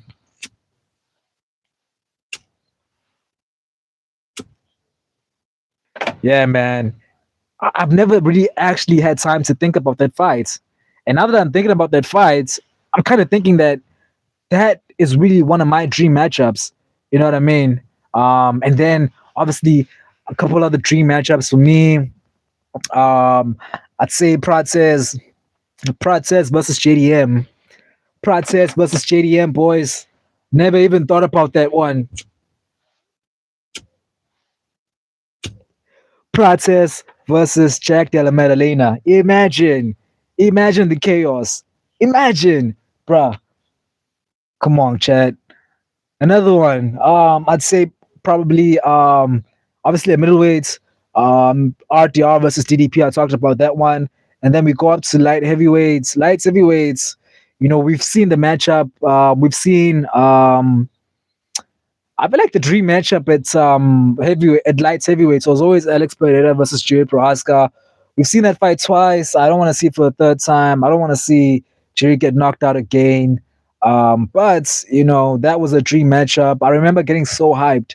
Like UFC 3, I don't know, that Madison Square Garden card, like the first fights between Alex Pereira and Jerry Prohaska.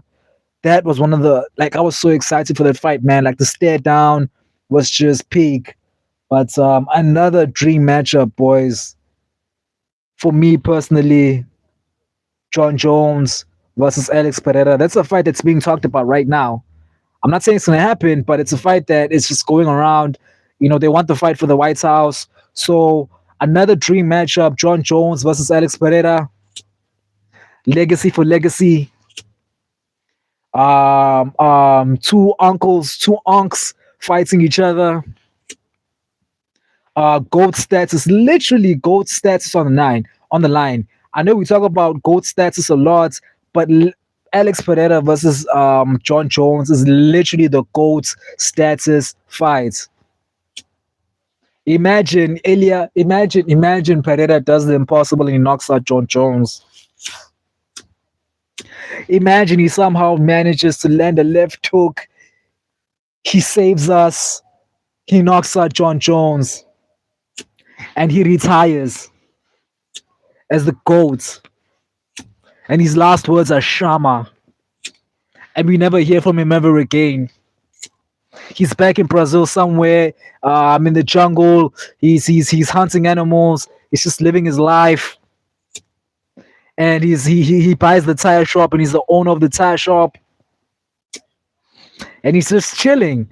You know what I mean? So again, man, there's still a lot of dream matchups in the UFC though, bro. That's why I'm so excited for UFC Paramount. UFC being under the Paramount deal.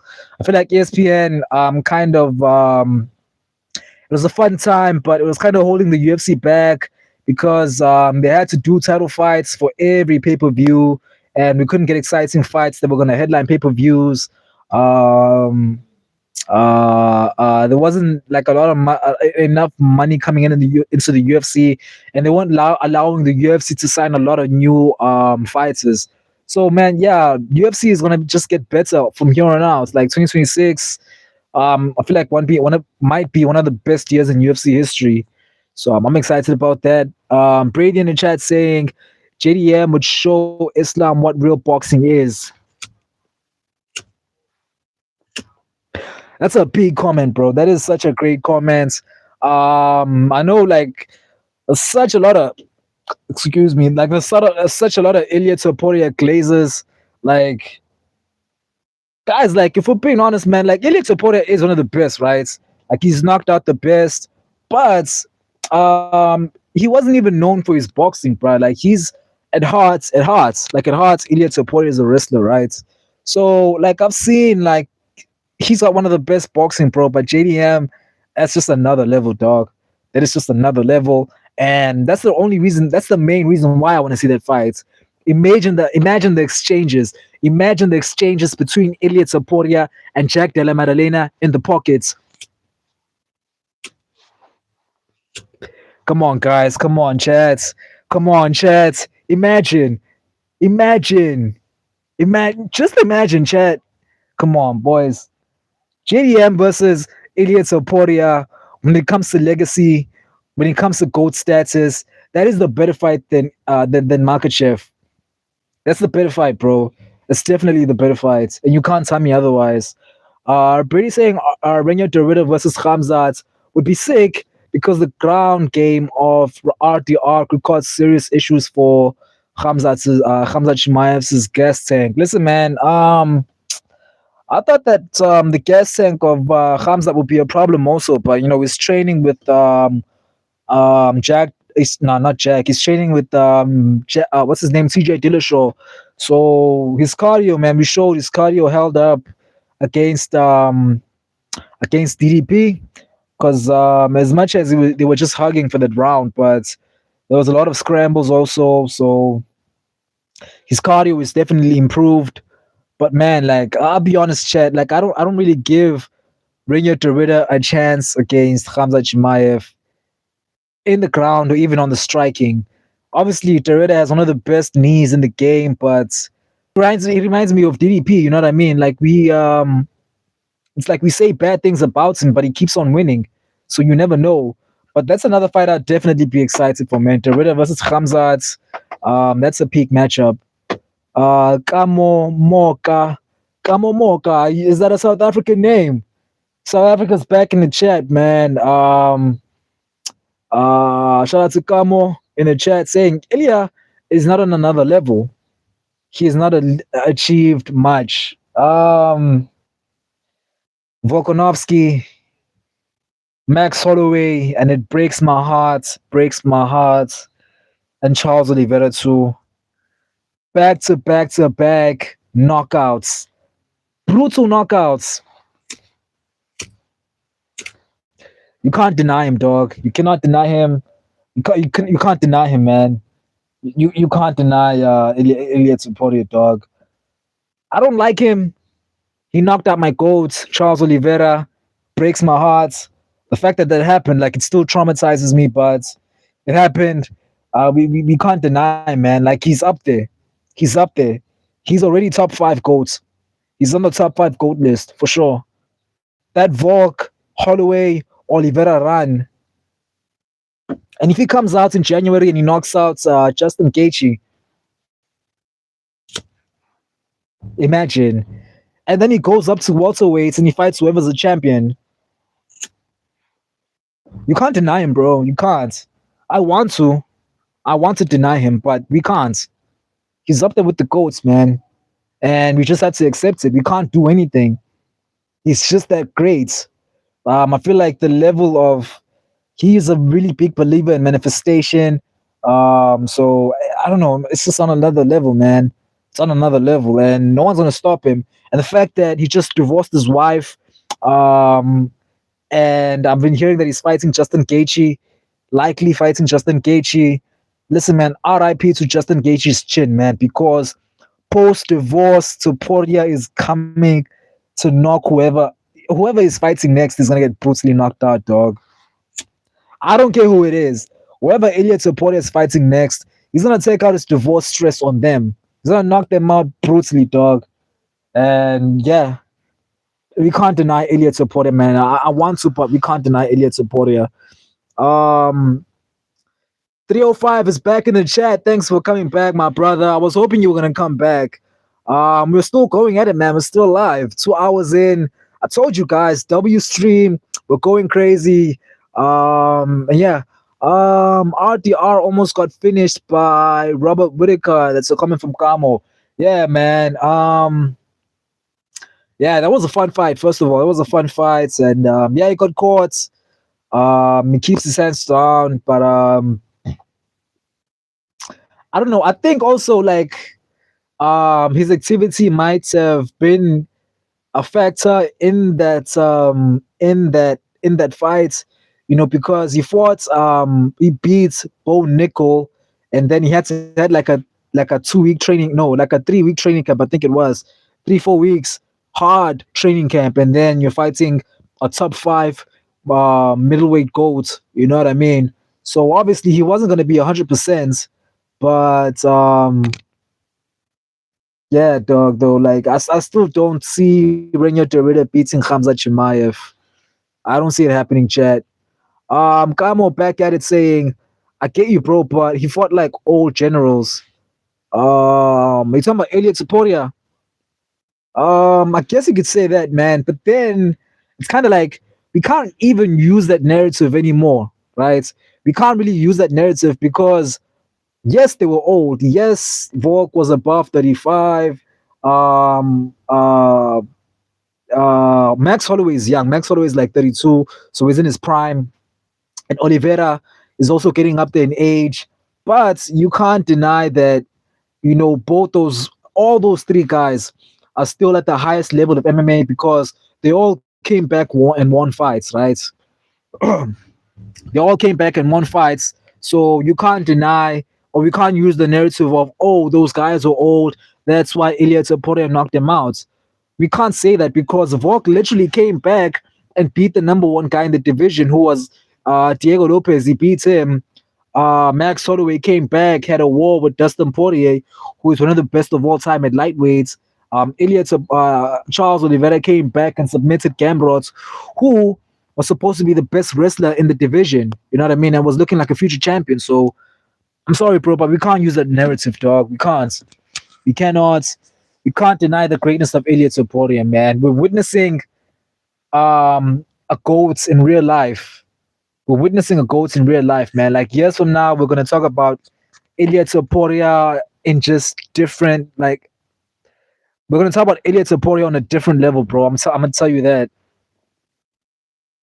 Ilya Topuria, man, like we can't deny him anymore, man. As much as we want to, but he's one of the GOATs. He's already up there. He's up there, man. Top 5 of all time, ever in the UFC.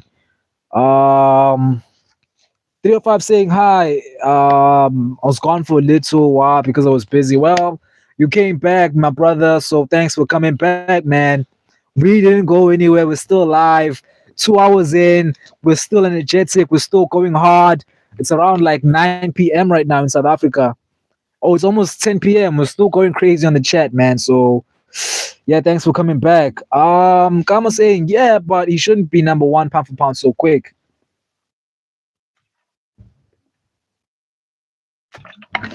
Listen, man. He should be pound for pound number one. He should be, and he's not going anywhere as the pound for pound number one.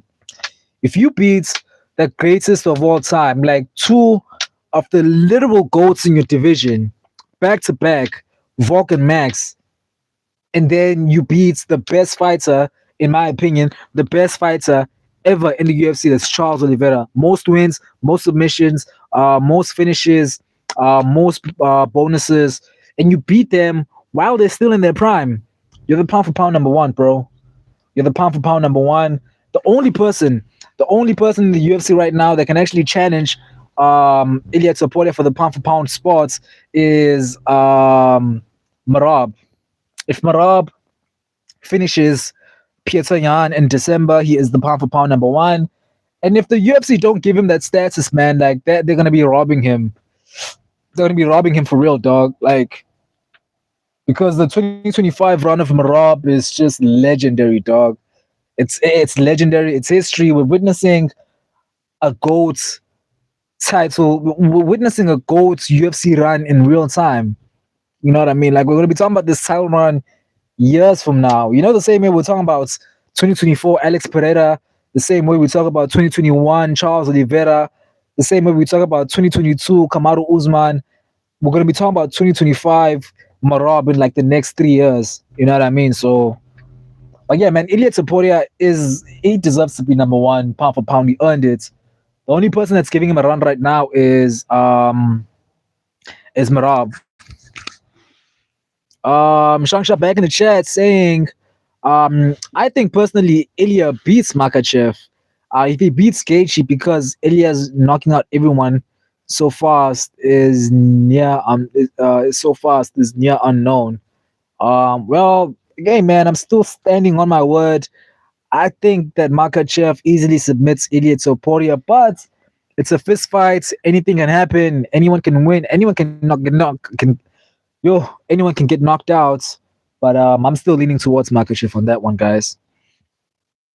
Kamo back in the chat saying Ilya has been fighting old veterans who are at the end of their career, but indeed, no one can know for sure.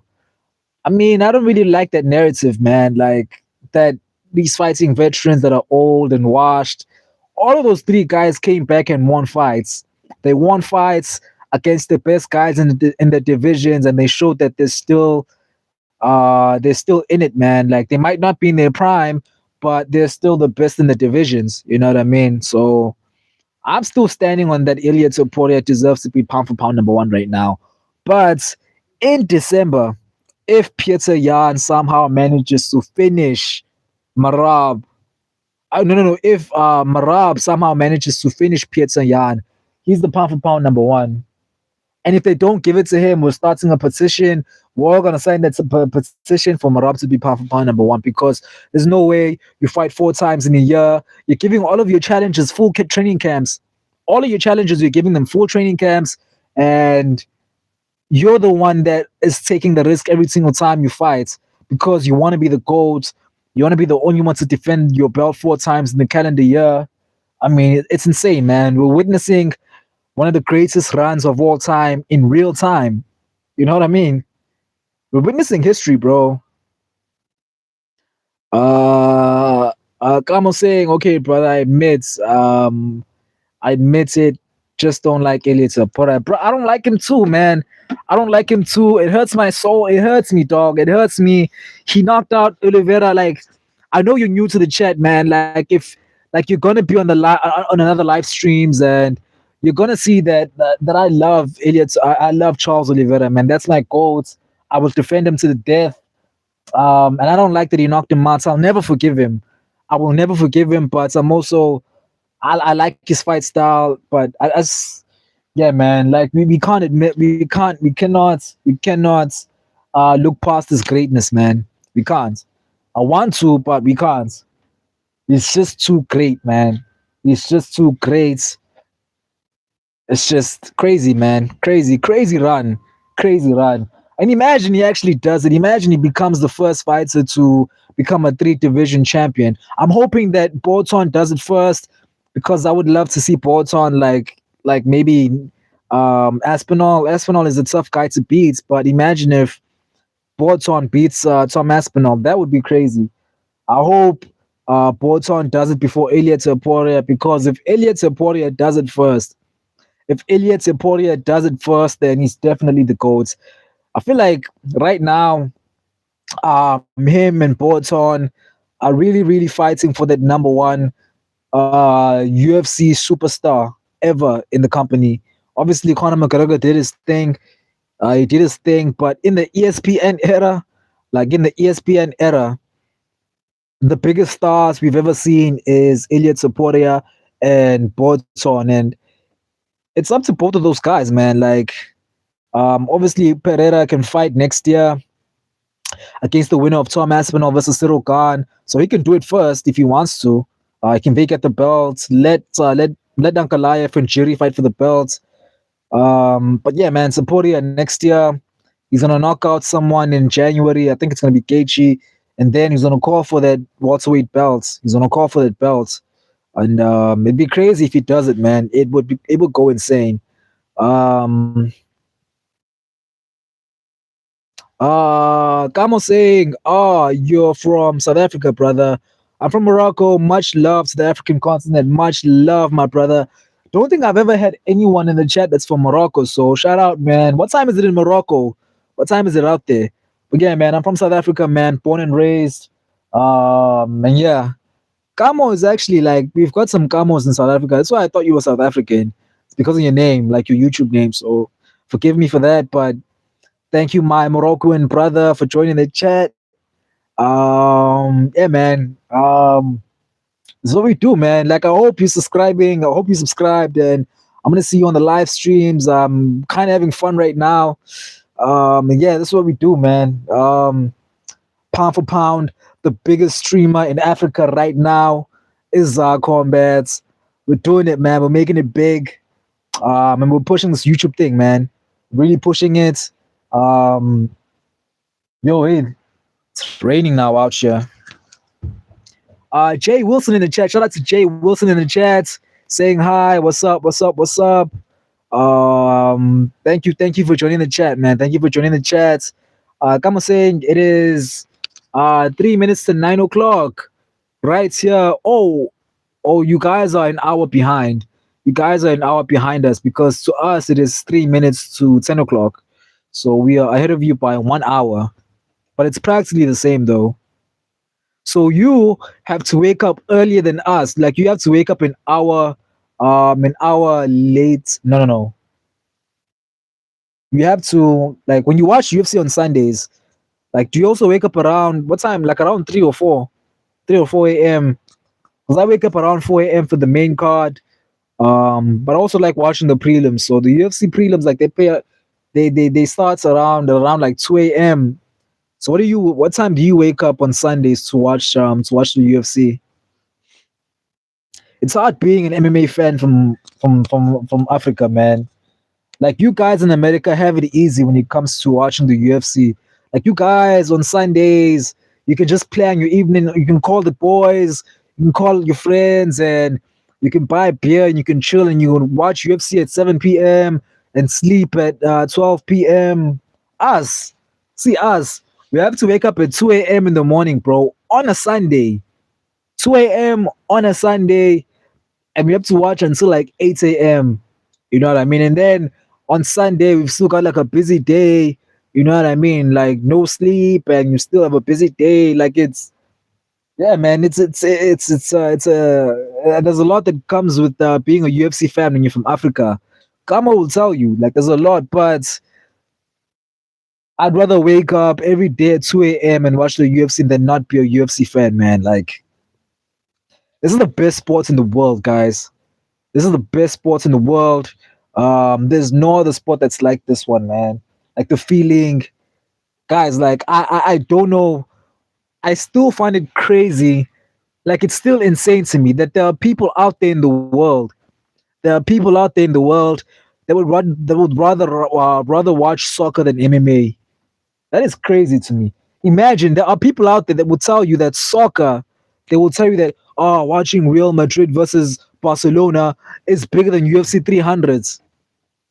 Imagine there are people out there that didn't get to watch UFC 300s. They didn't get to see um the Holloway versus Justin Gaethje fights. Imagine some people did not get to see that live because they think that MMA is like WWE. Crazy. Some people didn't get to witness 2024 Alex Pereira because soccer is better than MMA. MMA is WWE. Rugby is better than soccer. Rugby is better than MMA. Basketball is better than MMA. Imagine, guys. Imagine. Imagine. That's crazy, man. That is crazy. Shangsha back in the chat. Shout out for coming back, my brother. I'm from the UK. I miss every UFC event and have to watch through highlights. That's crazy, bro. That is crazy, man. Not watching them live. So you're telling me you didn't watch UFC 320 live, the best pay-per-view of this year, sorry. You didn't watch it live, man. That's one thing I don't want to do, right? Because like now, like I imagine like the fear of missing out, right? Like I remember this one time I missed which fight did I miss? I missed oh, I remember a couple years, I think it was like 2022. I think it was. No, I think it was last year. No, not last year. Yeah, 2022 or 2023. I missed the fight nights between Corey Sanhagen and TJ Dillashaw. And I remember hopping on Instagram and everyone was like, yo, it's one of the best fights I've ever seen. And I actually watched the fights and I was so heartbroken that I didn't get to watch that fight live, right? Because I was like, it's just Corey Sanhagen and old man Dillashaw, so it's gonna be a boring fight anyway. And I fell asleep. And then since then, like I've barely missed any pay-per-view. I barely missed any pay-per-view. I think that the last fights I also like missed watching live was probably what else? I think it was like UFC 368. Yeah, UFC 368, guys. Imagine, guys, I didn't watch Justin Gaethje versus Michael Chandler live. I didn't watch the card live. 'Cause I don't know. I feel like I don't know what happened. I think I was like I was gonna go somewhere on Sunday, so I had to sleep.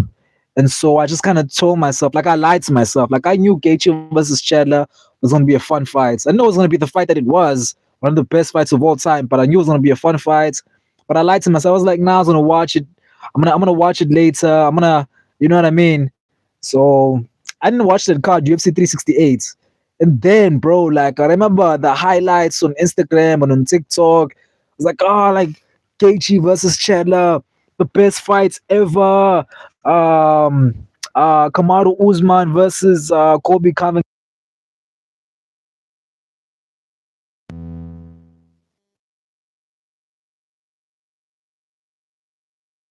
Okay, chat. So the mic is off. The battery died on the mic.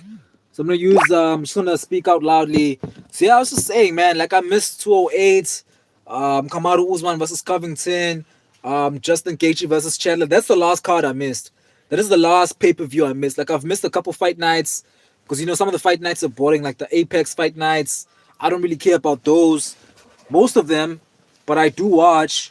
But the last pay per view I missed was UFC 368, and that was the last one. I said never again. There's no way I'm ever missing a pay per view. The fact that I didn't watch a Justin Gaethje fight live, it's still, I don't know what was going on with me, man. I don't know why I thought that a Justin Gaethje fight was gonna be boring. Imagine thinking that a Justin Gaethje fight is gonna be boring. Imagine. But yeah, man, I missed that one, and since then, like I've never missed a UFC pay per view. Um, Karma in the chat saying UFC is one of the biggest sports in the world. But Dana pays his fighters like amateur organizations, the greedy bastard. The thing is, man, like we shouldn't believe everything we see on the internet. I think that the UFC pays their fighters right.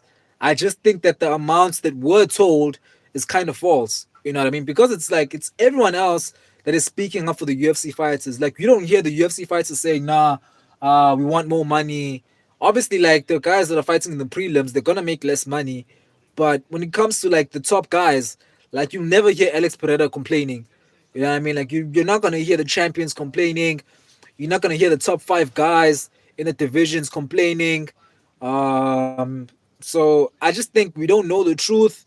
And to be honest, man, I think Dana pays them well. I know the UFC is worth like 7.7 billion. So the people, everyone is expecting the UFC to pay everyone millions, but that's just not how it works. That's not business. You know what I mean? Like the more value you bring to the company, the more you're gonna get paid. That's how it works. The more you become a partner with the UFC. You know what I mean? It's like having a 9 to 5. Like you can start below. The higher education you have, the more you're gonna get paid. You know what I mean? Because now you're gonna have to pay for your education with your money, and you're paying that education. You're paying that money for that education, so you can get a higher. You can get your diplomas, your degrees, get higher, your honors, whatever. So you can earn more money. That's the same thing in the UFC. Coming to the UFC, you earn little. You're fighting in the prelims. You continue the fights. You're becoming a bigger superstar. The fans are loving you, and then now you're on pay-per-views. Now you're getting a bit more money. You're getting the shares of the pay-per-view. You're still getting hyped. You're winning fights. You're undefeated. The fans, they love you. Then you become one of the biggest stars, and you're fighting for the belts, and you're the champion. And then now you're a partner with the UFC, and now you're up there. You're making like 5 million in fights, and also you're getting more sponsors. You know what I mean? That's another thing that people don't take into consideration, is that the UFC is basically like, they pay their fights as well, but fighters should also use the UFC as an opportunity to get sponsors. You know what I mean? Like, look at Ilia Topuria. Ilia Topuria is like a sponsor of like Dolce Gabbana. You know what I mean? Like, so imagine how much money Topuria is making outside of the UFC. He probably makes more money outside of the UFC than in the UFC. Conor McGregor is the biggest example. You know what I mean? He played the game right, studied the game, he did it right, made more money outside of the UFC than he would have ever made in the UFC. I think he made like at least like 50 mil from his UFC fights. You know what I mean? And he made like, I don't know, like 200 million outside of the UFC just from his whiskey, because he promoted himself, he built a brand, and he realized that he was aware that the UFC is an opportunity for him to use their platform. So fighters also have to be smart, man. Like, we can't just blame Dana. We have to blame the fighters as well for not being smart. So I feel like that's another thing that people aren't taking into consideration, is that fighters aren't using the platform that they're given, because millions of people are watching around the world every single time you fight. You know what I mean? So if you're fighting great, you're talking good in the mic. Look at Duplessis, guys. Duplessis is making so much money outside of the UFC. You guys are probably thinking like he's getting like 200K in the UFC. It doesn't matter. He's on every billboard in South Africa, bro. Every billboard, every commercial. He's making bank outside of the UFC because he promoted himself well. He hypes his fights. People get excited for his fights. He wins fights. He has exciting fights. We're not gonna count the Khamzat fights because Khamzat made that fight boring, but he's playing the game right. It's an opportunity for you to promote your brand. You know what I mean? For you to change your life. Dana's giving you the platform. What are you gonna do with the platform? So that's just something to think about. You know what I mean? Like, you have to be business minded when you're in the UFC. You're in the biggest company in the world, bro. Come on. Mimosa in the chat saying W stream too bad. I have to go. Bye. W stream, man. If you gotta go, hopefully you're back next time. I'll see you, my brother. Punisher, Punisher's in the chat. Shout out to Punisher. That is my brother saying, yo, Zar, what's up, man? I'm good, bro. I'm good. How are you, my brother? Hope you're good, man. Hope you're good. Um, Shout out to Kamo, man. Kamo defending me in the chat, saying Zar's a good man. Thank you for the support, man. Yeah. Um, Punisher saying the last pay-per-view he missed was Dustin versus Chandler. Wow. 268. Crazy. You missed 268, so you missed Boto knocking out Adesanya. That's crazy, man. I remember that round one of Destin Poirier versus Chandler. That was a crazy fight.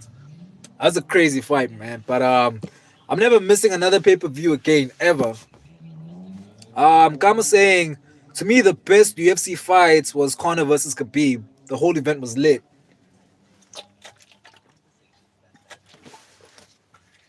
I wouldn't say it's the best. Me personally, I wouldn't say it's the best, but no one can deny that it was the biggest, right? It was the biggest fight, grudge match. Bro, I only became a fan of the UFC back in 2019, right? That's when I started watching the UFC, so it still breaks my heart that I wasn't there to witness the hype of Conor versus Khabib live. You know what I mean? Like, imagine being there in 2019 when Conor threw the dolly in the truck, when Khabib was slapping Conor's friends, when they were going on tour and they were sweating each other, they were dissing each other on the internet, and then the fights, Conor losing, and then the fights after the fights. Imagine being there, watching it live, the entire, like, the hype, the events, the post fights, bro. Like, it breaks my heart. I wasn't around for that fight, but you know, it's whatever though, man. But yeah, man, Khabib versus Conor, definitely the biggest, not the best. I wouldn't say it's the best. For me, I feel like the best events ever, in my opinion. The best, okay, let me not say the best, okay, the best events ever, like the best pay per view ever was UFC 300, right? For me personally, UFC 300s. But the best main events that I've ever watched was Adesanya versus Pereira 2.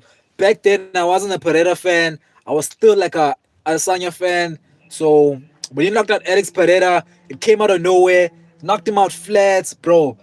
I wish I was doing YouTube during that time, so I could have recorded my reaction. That was like my reactions to that fight was insane, man. And another one, Leon Edwards versus Kamaru Usman, when Edwards knocked him out, the head kick came out of nowhere, losing 5 rounds. That just showed me why I love MMA. You know what I mean? Like it reminded me why I love MMA. You never know what's gonna happen. It's the best sports in the world, man, and we can't deny that. And then people will tell you soccer's better, basketball is better, but they've never even watched Justin Gaethje versus Eddie Alvarez. They've never watched Khabib versus Conor too. You know what I mean? They don't understand the hype. They've never watched Adesanya versus Gastelum.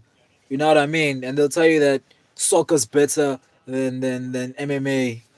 I don't know. They don't know what they're talking about. They don't know what they're missing out on. Um, Yo, Random back in the chat. Random, my brother. Yo, where have you been, bro? Where have you been, man? I missed you, man. I haven't seen you in a while, dog. Thank you so much for coming back, man. I missed you. Random, that's my brother. Been on the live a couple times, and he's back, man. He's back saying, yo, what's up? Great, man. Can't complain. It's been a W stream thus far, man. Actually, one of the best streams I've ever had. I know I say it every time. Every time I'm on live, I say it's the best stream I've ever had, but it feels like every time we're on here, it gets bigger. It gets better. The subscribers are going up. And this brand we're building, man. This Zar-Kombat brand that all of us are building, man. Like this community, this MMA community that we're building, it's getting bigger, man. So Random, my brother, thank you so much for coming back. I went back in the chat saying, nah, bro, you can look up how much UFC fighters earn per event. It's shameful. That's what I describe, and it's like, yeah, I mean, we never. It's kind of like when like how every year Forbes does that list of the richest, like actors, richest athletes, richest whatever. Um, we never really know whether it's accurate or not. You know what I mean? Because some other athletes, like, they'll deny making the money that Forbes are saying they're making, and some people will laugh and they'll see, like, some of these rich people, they see themselves not on the list, and they're like, "Oh, I'm one of the richest people in the world, and I'm not on the list." So we can't believe what we see on the internet every single time. But again, man, the UFC is an opportunity for the fighters to promote their brand, And if they want to make money, they can make money. They just gotta be smart, man. Win fights, promote yourself, be exciting. People are gonna back you, get businesses, um, and make money outside of the UFC. Forget the money you're making in there. You in there to obviously build your legacy and be the best fighter you can be. But you're also doing it to build a brand, a massive brand outside of the company. You know, that's gonna bring in massive revenue for you outside. There's millions of people watching fights every single week. Use that to your advantage, build a brand, and make money outside of the UFC. Punisher saying, "I can't wait for Nox Hydrate to release in UAE." Yeah, man, I've tasted it before. I like the I like the I like the lime one, the green one. I like the lime one. Apparently, guys, yo, Chad, if you're new here, so my brother Punisher is like best friends with Drakus Duplessis, right? Like they DM each other, they're best friends, and yeah, he can tell you he's best friends with Drakus. I'm jealous because I'm South African. He's from Abu Dhabi, and he's best friends with Drakus Duplessis, and I can't even get Drakus to like my stories on Instagram. Crazy. CP saying is the goats. Leon headshot dead, yeah man. Um Random saying, yeah, bro, progression, yeah man, we're building it, dog. We're building it. We're building it, man. We really are moving forward.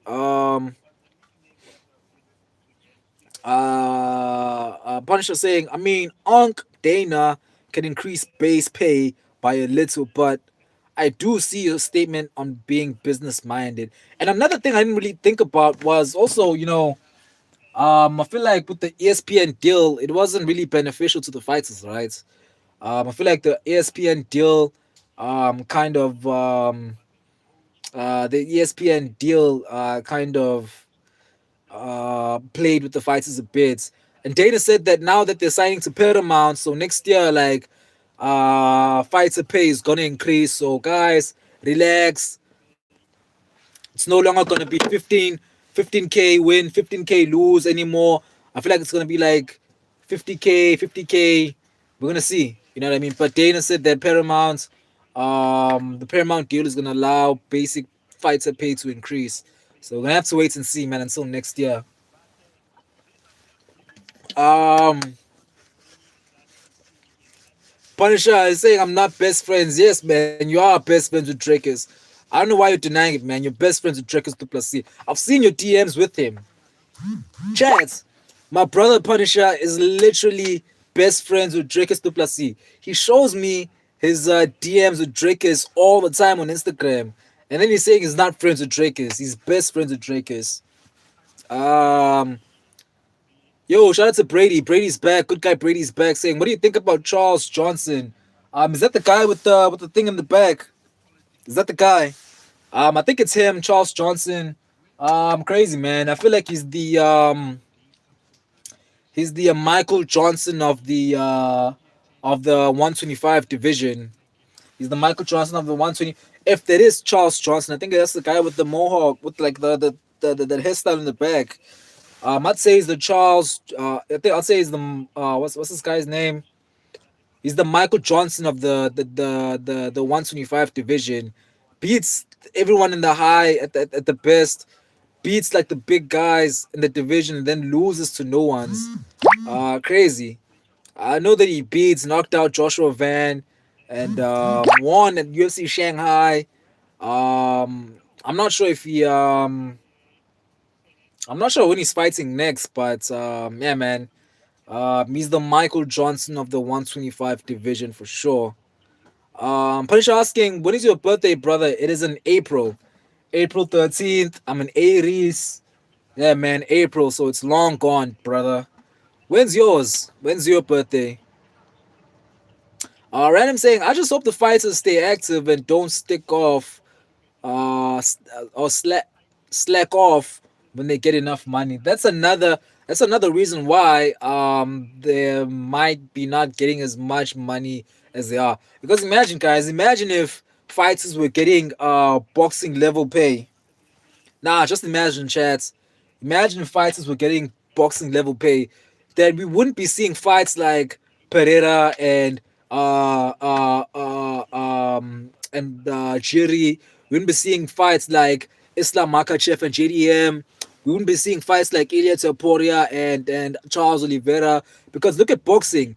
For us to see a big fight in boxing, it takes like 4 or 5 years to see one like seeing the pound for pound number one fight, the pound for pound number two in the divisions, or the champion fight the number one guy. It takes like 2, 3, 4, 5 years.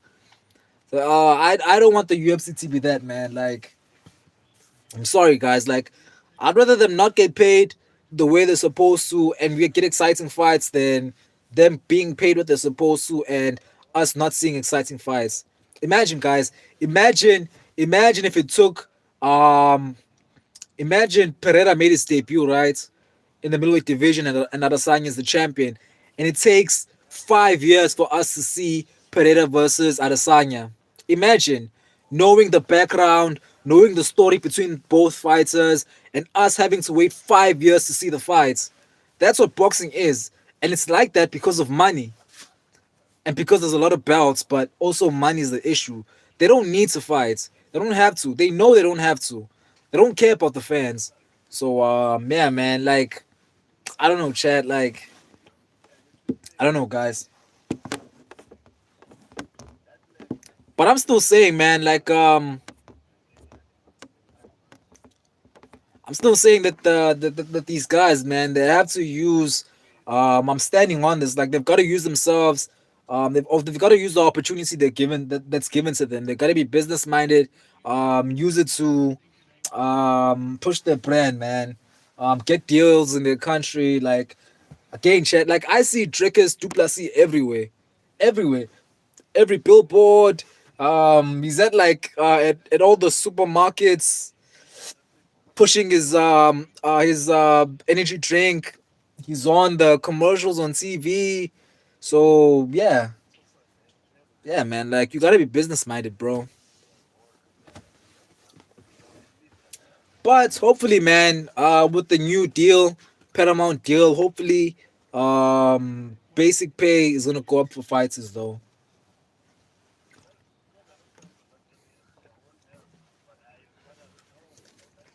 Hey, chat, man. Listen, guys. My date is about to finish. It's about to finish, man. We've been live now for 2 hours and 40 minutes. To be exact. I know I say this every time, guys. Every time I'm on here, I say it all the time, and you guys are gonna start thinking that I'm lying, man. But every time I'm on here, it gets bigger. Every time I'm on here, it gets better. Every time I'm on here, it's just a W stream, man. W stream, and I wasn't even gonna go live today. Imagine, and this is one of the best streams I've ever had. I say it all the time because it's true. It gets bigger, it gets better.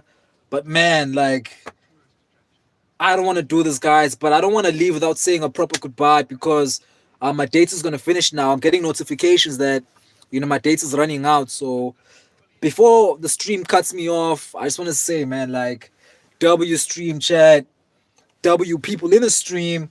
What a vibe, man! Definitely one of the best streams I've ever had.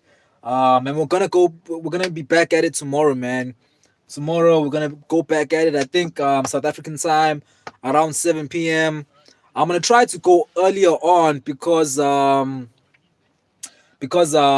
been getting like a lot of fans from like a lot of subscribers from overseas that get to watch me too late. Like, they watch me at like 12 p.m. because I'm live late South African time. So South Africa is behind than the rest of the world when it comes to the time. So maybe I'm gonna go on earlier, maybe around 6 p.m. South African time, maybe 5 p.m.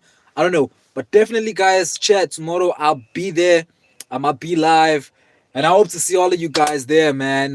What a stream, what a W stream. Good guy Brady in the chats. Saying take care, my brother. You as well. Hope you guys have a great Friday tomorrow. You sleep good. Thank you. Random saying good night. I'm tired as well. It's been a long day for all of us, man. Let's relax. Let's vibe out. Let's get some sleep. it's another work day tomorrow. So all the best to you guys tomorrow. It's a Friday, and yeah, chats, W stream, W chats, W comments. We're getting bigger. We're getting better. Yeah, man.